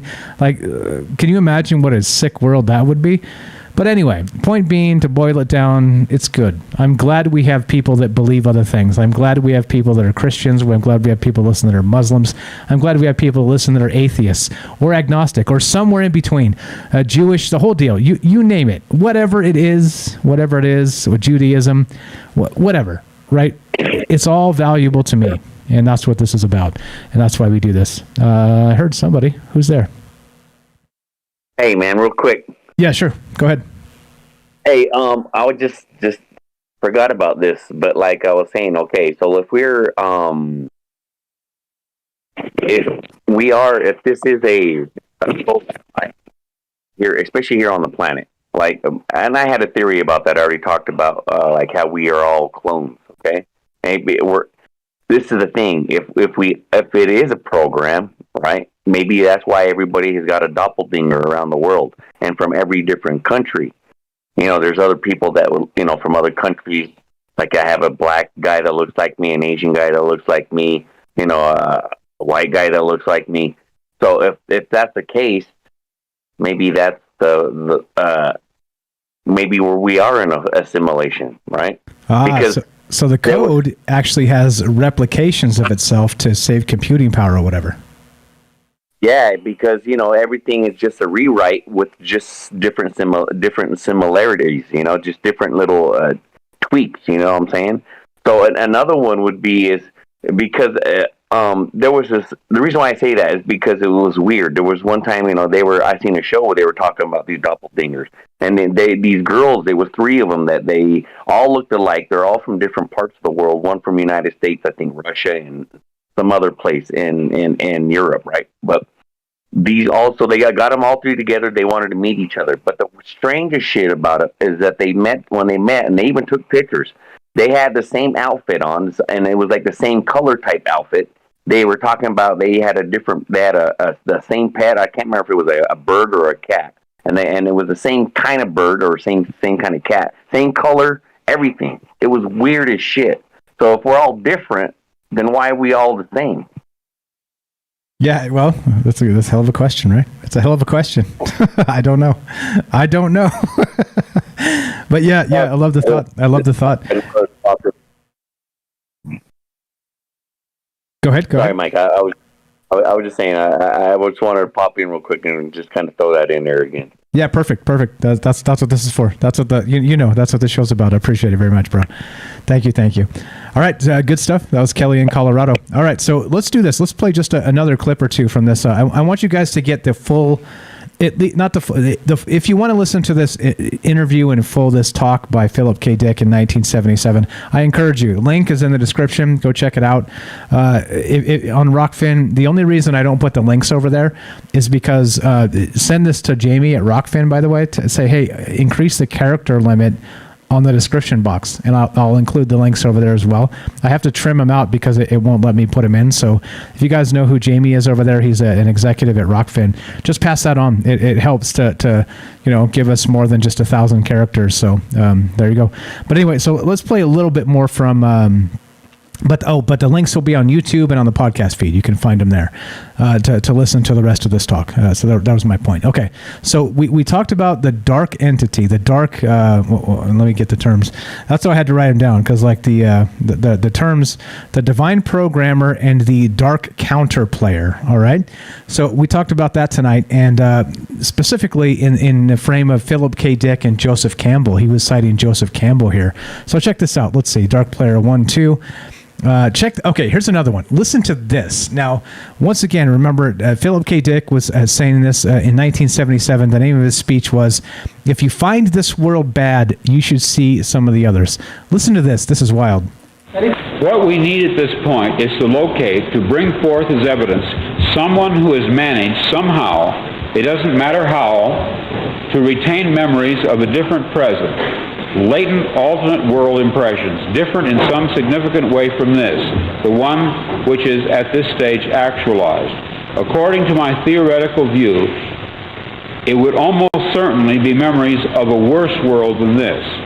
For it is not reasonable that God the programmer and reprogrammer would substitute a worse world in terms of freedom or beauty or love or order or healthiness by any standard which we know. When a mechanic works on your malfunctioning car, he does not damage it further. When a writer creates a second draft of a novel, he does not debase it further, but strives to improve it. I suppose it could be argued in a strictly theoretical way that God might be evil or insane and would in fact substitute a worse world for a better one. But frankly, I cannot take that idea seriously. Let us pass that over. So let us ask, does any one of us remember in any dim fashion a worse Earth circa 1977 than this? Have our young men seen visions and our old men dreamed dreams? Nightmare dreams specifically about a world of enslavement and evil, of prisons and jailers and ubiquitous police? I have. I wrote out these dreams in novel after novel, story after story. To name two in which this prior ugly present obtained most clearly, I cite The Man in the High Castle and my 1974 novel about the U.S. as a police state, called Flow My Tears, the Policeman Said. I'm going to be very candid with you. I wrote both novels based on fragmentary residual memories of such a horrid slave state world.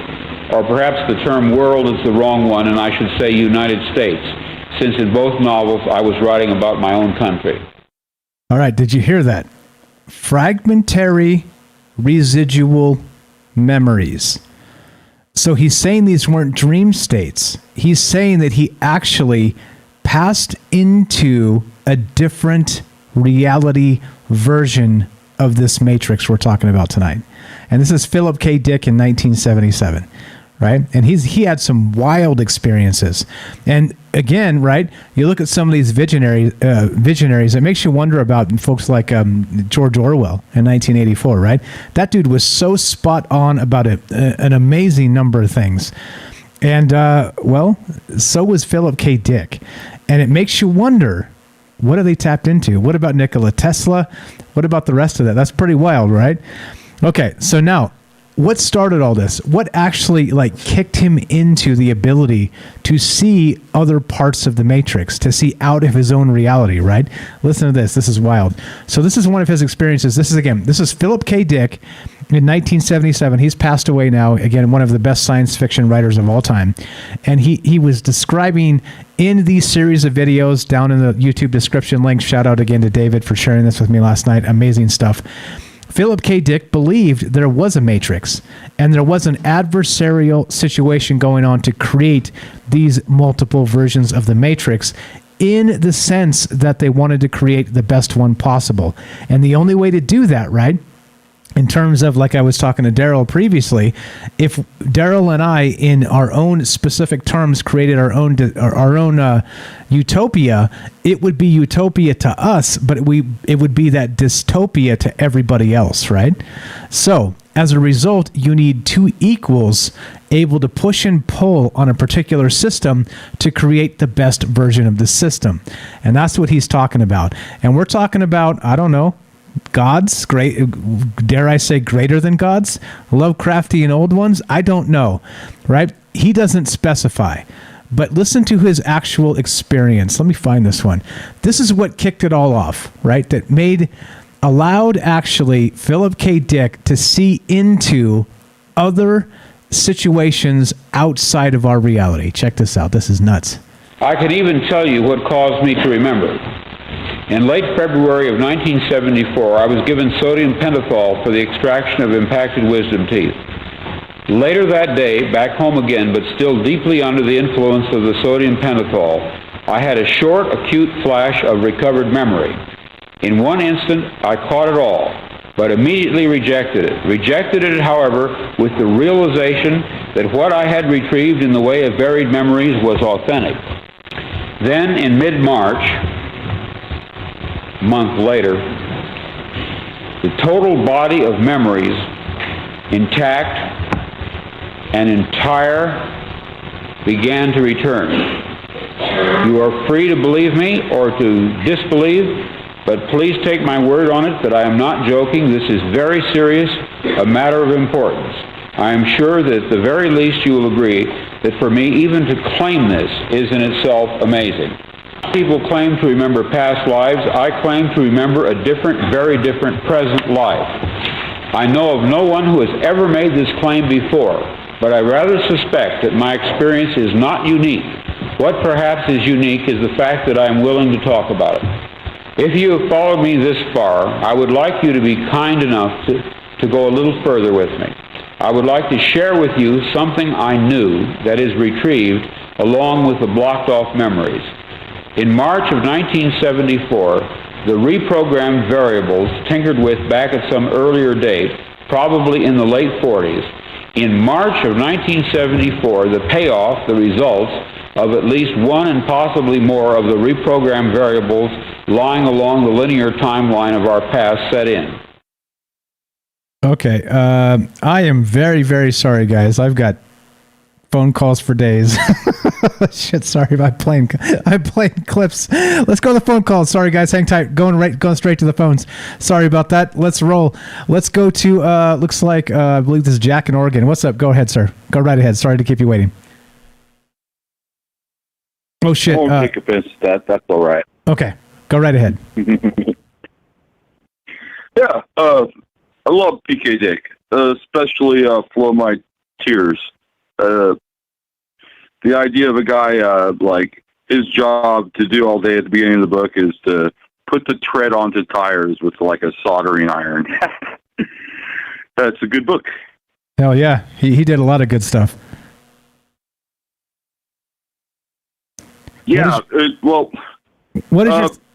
Go ahead. So what I want to get to PK Dick was really to the point when he said he was putting himself out there, like what the most unusual thing he's doing is actually saying something, right?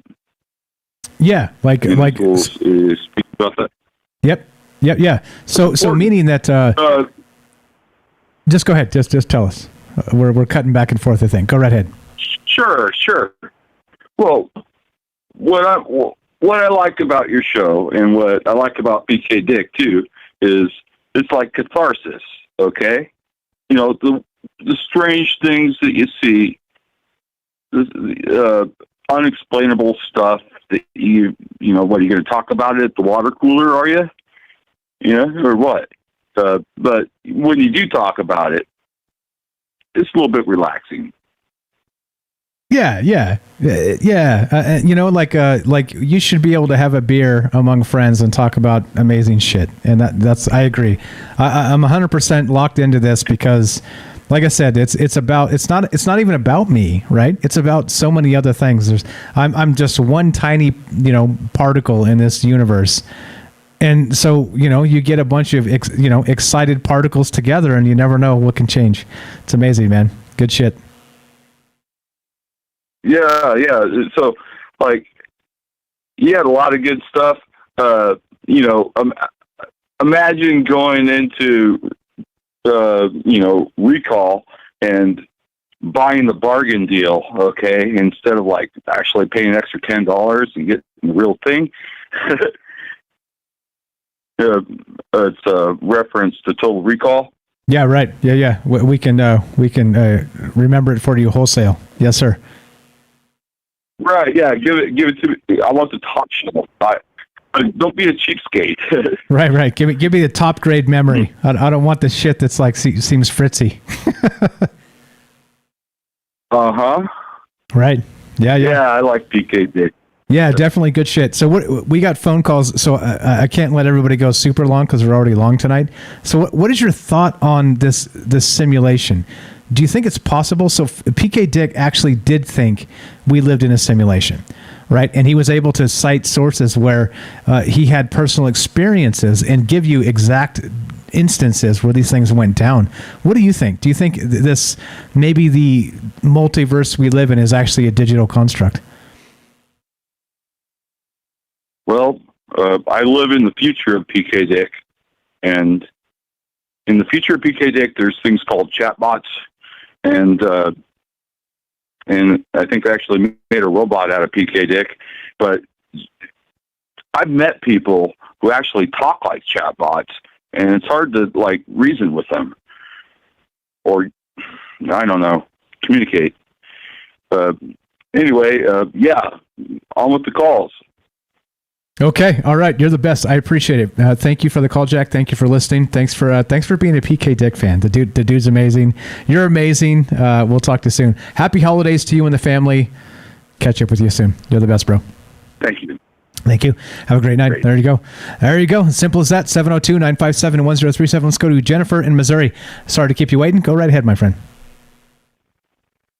Yeah, I was just thinking that maybe the code, that if there is like a simulation of some sort or something like that going on. Are you shitting me? And there's the universe crapping on us because the phone line just died right as Jennifer was getting into it. Hold on. Let's call this back. You guys get to hear exactly what this is. Here you go. Thank you for calling Troubled Minds. Caller ID authorized as a host. Welcome, host. You are now in the host room and can manage your callers from the call-in studio web interface. Audio recording is on. Dual channel. Floating around, and I guess it's like ancient knowledge or something like that. But they had these plates, and they plugged them into this like certain frequency hum that would resonate across the plate. and they poured salt or sand on top of it, and it would shake the sand and everything into different vibrations would move the sand into different positions. And so everything was being kind of resonated into its place, like all the material was. And so if there's a resonance going through the universe that's set out from this architect of sorts, it's kind of like it's the resonance and then the coding of the sacred geometry that's putting everything into its place and moving things around in the universe as it is. And I wondered if maybe that's the code, maybe, because it's kind of interesting like that it seems to be coming from that. Yeah, fractals or whatever, right? So just to let you know, in the first 45 seconds of your phone call, it dropped. You basically came on, you started talking, phone call dropped, I dialed it back in, and you were still talking. So the first about 45 seconds when you were talking about sacred geometry, we caught the last part, not the first part. So if you want to fill that in or revisit, that's cool. If you want to say, screw you, Mike, that was rude, don't ever do that again, that's cool too. It's up to you. No, just that it might be like a code through the sacred geometry of the vibration of the universe. There's a resonance going through the entire universe, like even your heartbeat. There's underneath everything, there's a hardly perceptible hum and resonance going on. Everything existing is doing that. And it's kind of shaking all the matter and all of the atoms and everything into their places perfectly into a sacred geometry. And that sacred geometry has angles and number equations to it, and it's coming out of the resonance, kind of like the word, the idea of that. And so different words would have power like that in certain songs and certain chants and things like that from in the past. Like the cathedrals were built just for the resonance and everything. It may be to move things in a certain way through the resonance. Did you hear the part about the plates? Yeah, so in the salt on the table? Yes. Like I think we reconnected right when you were talking about that. Yeah, that they had seen that, that different frequencies and sounds would move the salt into different types of geometric shapes that look very much like the perfect geometry that you see in the universe around us, like in leaves and snowflakes and things like that. And so maybe that's the code of the architect in our existence and in the universe. And what they're talking about, those two scientists were talking about, scientists, the ones that are on TV, but they were talking about how everything has an equation to it. And that equation may be that resonance and that certain vibrational resonance. And that turns into a code of numbers with a geometry. Yeah, like Kelly was saying. Or maybe part of it. Yeah, back to Tesla, the old energy, frequency, and vibration. And in terms of like deciphering the universe, there's like this something out there. There's that resonance, like you're describing it as, that seems to maybe turn malleable things into what they're supposed to be. Right? It's just out there. It's that term we use that's in the air. Like that would be it, right? It would be that resonance that's just kind of like constantly shifting things to where they need to be for the universe to whatever it's doing, Wild stuff. Yeah. Maybe something like that, like a sound, like a song or something, or something like that to that effect. Or they thought that or something. Anyway, great show tonight. Thank you. Have a great night. You too. Appreciate the call. Jennifer, Missouri, give her a follow. Link in the description. Sorry about that. Sorry to keep you guys waiting. I had no idea we had phone calls. I basically rechanged my setup just so you guys know. So it's trying to like streamline things so I don't have like 22 windows to watch. It makes it really difficult. So I moved the call thing into my streaming thing, but it means I have to like get used to tabbing over to check for calls, and I didn't. So it's better flow-wise. It's not better because I missed tabbing over to check it. So I apologize for keeping you guys waiting. Amazing calls. Let's go to Robert in Pennsylvania. What's up, brother? Thanks for waiting so long. Go right ahead. What's on your mind tonight? Let me put your mind at ease. Yes, sir. There's nothing to fear about the reality that you're in because you created it. You created it the way you wanted to. All right, you could change it any time you want to. All right, so there's nothing to fear. You're in control. The question I put in the chat, though, was if we create our own reality, all right, did I create you or did you create me? And the answer is both. Okay, I'm following you. I was about to say, no doubt, 100% Robert, I created you. I'm just kidding. Go ahead. Anyway, me and my jokes. Go ahead. What Mr. Dick was referring to, and he, I'm pretty sure he understood it, was that he recalled a different America, a police state America, ugly America. All right. What he was remembering was a first draft or a second draft. All right, and he's correct. The whole process of the simulation is to improve the simulation. So the America that is like we're living in today is an improvement over the simulation that he remembers. What he's really saying, in a way, is we write this story. He's a writer, right? And he writes the story. He wrote the draft for the ugly America, and he decided to edit it to make it better, all right? And he did, all right? But there's also another aspect to that. The very kind of America he remembered back in 78, 79, all right, having come from or having visualized, been to, is what's happening now. I mean, we've become a surveillance state, a police state. All right, was he really remembering a different simulated America, or was he really projected into the future to this time? And additionally, did he have a hand in changing, because of his storytelling, changing the reality from one step to the next? Brilliant. That's a great observation, and I would say the likelihood it's true. You see, when you let's say you sit down and you write a fiction story. All right, let's say you put the characters in there, all right, and you're writing the beginning, the middle, the end, and you've got the plot. Do you know that because you think of those characters form a parallel universe. They actually exist in a parallel universe, all right? Whatever you think of manifests. That's how powerful we are. All right, and like I said in the chat, we choose when to leave this simulation. When we die, we decide when we're going to die that we're leaving the simulation. That's the only reason we die, because we decided we're going to leave simulation.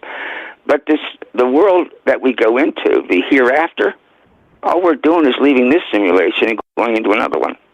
That's why some people who relate to their death experiences say, well, I saw the Buddha, or I saw Muhammad, or I saw Jesus, all right? It depends on what you're expecting when you go there, because the simulation you're going to, you're creating.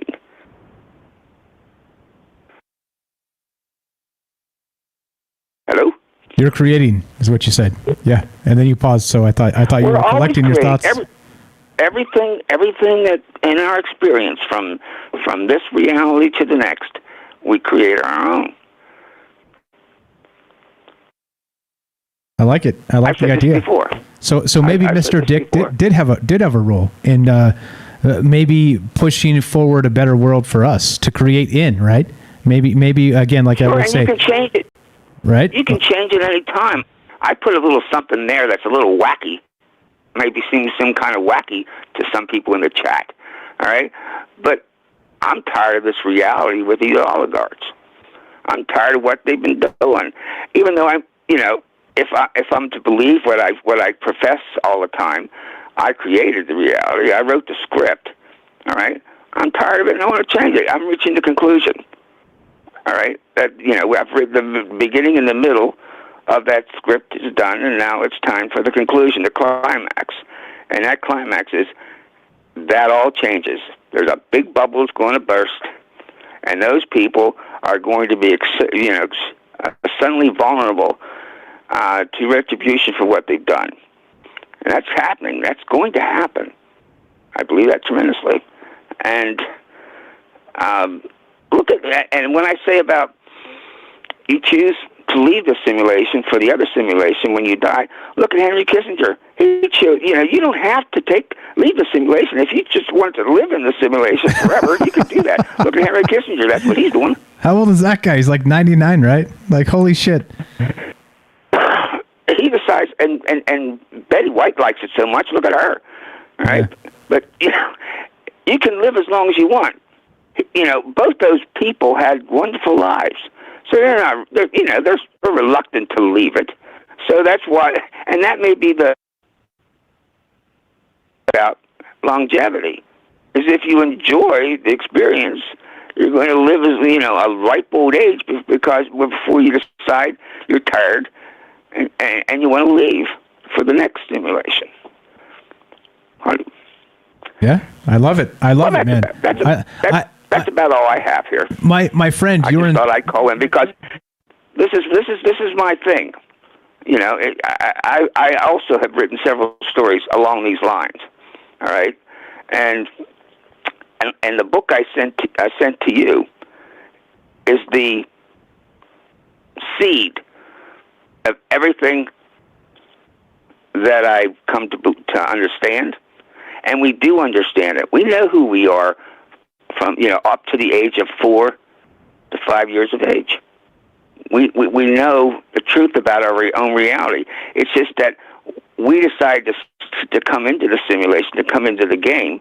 All right, and like any new game, all right, we don't have a suspension of belief with a new game. It comes as the game goes on. As we get used to the game, we lose all sense of reality. We're into the game. That's what happens at 5 years old. You lose that memory of the truth of your reality because you finally got so far into the game that you have to concentrate to navigate it. All right, and you forget how the game started. Right, exactly. I enjoy that there is something else, that something is larger. And the book you sent me, by the way, is The Nature of Personal Reality by Jane Roberts. And I did just show it on the stream, but that's the book. Thank you very much for sending that to me. I will read it, I promise you. And she came up with all those. She was just an English teacher. She was no physicist or she was certainly no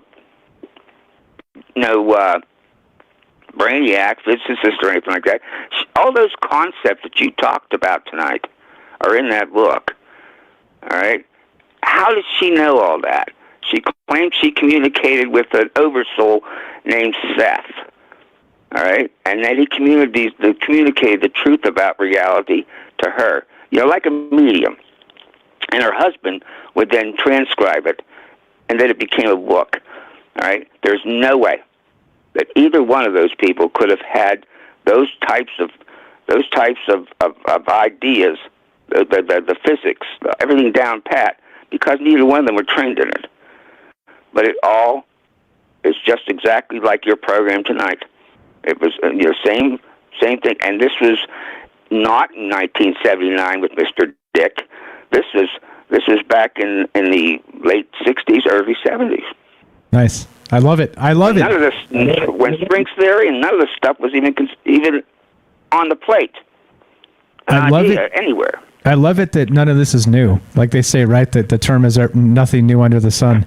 And these ideas, But I think, so what I was going to say about you, by the way, you're inspiring as well to me because you're bringing new ideas to my consciousness, right, that I never considered as possible, right? Like, who said this the other night? We were talking about magic and stuff like this, but somebody said, I think it was Rohan. He's like, hey, no. He's all, Mike, You may not believe in magic, but you like to make your own magic, right? Like your own. You don't want somebody else to dictate the magic to you. You do it yourself, right? And so because I got a goal, I got a focus. Like we have amazing conversations, but the same thing with you is you're, casting fairy dust into the ether that I'm catching, and I'm feeling it. And like I said, it's mutual, my friend. You inspire the shit out of me. Your book is amazing. I'm still reading that. I haven't got through it because I read slow, because clearly I got tons of shit to do. I'm doing a show every night. But man, keep it up. Keep firing. Keep punching. Keep with the ideas. I love it. I love it, man. I love it. Well, I enjoyed the whole show tonight, so I'm going to get off because it's getting late. You may have other callers, and I just love your show. I wanted to see that. I wanted to see you succeed. There was something about you.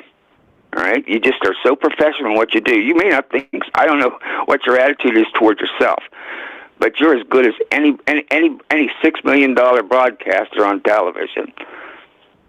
Thank you. That's nice. And I resemble that remark because I'm actually as good as any $10 million broadcaster on television. Okay. You're better. You're as good. Yeah, okay. Good night. Making the joke. Happy holidays to you and the family, Robert. Appreciate the call. You're the best, brother. Merry Christmas. You as well. Talk to you later. All right. There you go. You're ribbing Robert a little bit because that was funny. I had to take it. So, you make friends on the show, and when you get a joke, you got to dunk in their face sometimes just for the lulz.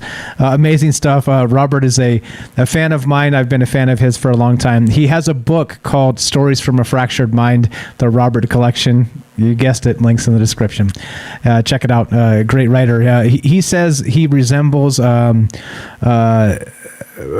Serling. I think he's probably more a mix, in my opinion, of Rod Serling meets Philip K. Dick. So that's my opinion. He's got some pretty amazing stories in that book. And there we go. All right. So as we finish, again, I want to apologize to everybody for last night. A Windows update fucked all of my audio drivers, and so here we are. I had to, no shit, like when I say this and I have to like strip everything down and uninstall everything and restart, it's a complicated setup, and so it takes a lot of time. So thank you for bearing with that. You know me, I pride myself in working hard and being here every night, and I was disappointed last night when that happened, but there was nothing I could do. We could have done it, and it would have been the most sketchy bullshit show ever, because it would have been like every third word would have been like, right? So I just couldn't have done it. I'd have pissed all y'all off, and you got a quality of expectation. Expectation of quality is what I really meant. But anyway, so there we go. Thank you tonight again for all the amazing calls. I don't know. In conclusion, As always, as usual, I don't know the answers, right? Sure, we talk about a lot of woo-woo stuff on here, and is a lot of that bullshit? Sure, fine. But also, is there something to it? And that's the conversation, right? It's not in binary, this, that, the other thing, and is this right, is this wrong, or any of the rest of that stuff. It's just about talking. It's about thinking. It's about connecting. It's about, you guys get it. You're here, so you get it. I don't have to tell you. But there's larger things in this universe than just, well, whatever the fuck they're telling us to believe. Because I'm going to just say, you guys know me. I don't believe a lot of the crap they're trying to tell us. A few quick shout outs to some fine folks out there. Treelin, what's up? Thanks for showing up tonight. Let's see, who else we got? Again, double, triple, quadruple thanks. In trinary code to David for hooking me up with that Philip K. Dick stuff. I'd never heard that before. It was blowing my mind. Listening to that, I was like, holy shit. I have 20 clips. We could go another hour just playing Philip K. Dick clips and talking about it. Those links are in the YouTube description. Check them out. Again, that's from David on the Discord. If you guys haven't joined the Discord, you're missing the fuck out. Some nights the party goes on all night. Not just me, everybody else, right? We got, I'm not going to name everybody because if I do, I'll leave somebody out, and that's rude. But I'm there often. Many other people you hear call into the show are in the Discord often. And you can meet these people. You can hang out with them. You can type to them. You can share links or photographs, or and the only rule is just be cool, just be chill. Like, don't consider yourself right and everybody else wrong. It's literally just a simple rule. Don't be a douchebag, respect other people. It is on Facebook. But come hang out. TroubledMinds.org. Click the Discord link if you have not yet. Who else did I miss? I'm going to go scroll up real quick. What's up? We got some spammers. I'm going to ban the Shelley spammers. You better believe it's coming. What's up, Robert? It says on YouTube, I've been alive forever, and I write the very first song, put the words and the melodies together. I am music. I write the songs. Barry Manilow. God damn it, Barry Manilow. Why? Let's see. Who else? Who did I miss? What's up, James Salcido's going to bed? Yep. I appreciate it, bro. Eyes are really bothering you tonight. Thanks for hanging out with us. Thanks for listening. Thanks for being you. Please give him a follow as well. All the links in the description. Night Stalker as well. Jennifer. All the people. Robert's book. You guys know the drill. Links in the description. Give Troubled Minds is not just me. It's us. Okay, so there you go. Just want to make sure. Okay, give the folks some love that are blowing up your brains every night, and that's that. Let me double check the Discord, make sure nobody's in here, and let's get the fuck out of here. What do you say? Thanks again. Please accept my apologies for last night. I'll do my best to make sure Bill Gates doesn't fuck me with another Windows update. But what can you do? You fix it and you move on. So here we are. So we'll be back tomorrow night. The bad news is, this one's for Jay if he's out there listening. The bad news is we're done. The good news is, God willing, we've got tomorrow. And so, considering that, we'll be back tomorrow night, 7 p.m. Pacific. More Troubled Minds coming at you. And, well, what does that mean? I don't even fucking know. We'll find out. I am not the answers guy. I'm the questions guy. It's about asking. It's about thinking. It's about considering. Are you right? Who cares? I don't care. I don't care about right. I care about considerations. I care about considering the fact you may be wrong. That is wisdom. That is wisdom. Leonardo da Vinci said at 87 years old, I'm still learning. So, it's our duty, standing on the shoulders of giants, to continue learning. And what that means is asking questions, challenging ourselves, challenging what comes tomorrow. And that's what we're going to do. And as we get into the holiday season, I know, I'm going to say it, Merry Christmas. It's politically incorrect anymore, but I don't give a fuck. And also, Happy Holidays and all the rest of that. It's all good. Peace, joy, and prosperity among humankind. You got it? Like, there's one notion, and that's it. And if it's not that, we may have a problem. All right? I don't give a shit about your political affiliation. I don't care who you listen to on CNN or Fox News. I want you to be open-minded. I want you to consider you may be wrong. And that's what this is about. Thanks again. You guys, the energy you bring to this every night is incredible. It's inspiring. It's humbling. And I can't thank you enough. Happy holidays. Health and all the rest of that to you guys. Health and prosperity. And let's get the hell out of here. You guys know the drill. Tomorrow night, 7 p.m. Pacific, more Troubled Minds. What the topic is, I don't know. We'll figure out between here and there. And watch The Matrix. If you guys haven't watched it, watch that very first one at least. It's mind-blowing. And James is offended. That's okay. Turn me in to the thought police. All right, but let's get the hell out of here. Tam Bam. Tam Bam. There you go. Tam Bam says, my next life is a princess of Venus. I love it. My vote is for you, Princess of Venus. I'm casting my vote tonight. You guys have a great night. Here's what we're gonna do. It ends a little something like this. Let's do that. Let's do the full thing. It goes like this. What do we do it? Be sure, be strong, be true. Thank you for listening. From our Troubled Minds to yours, have a great night.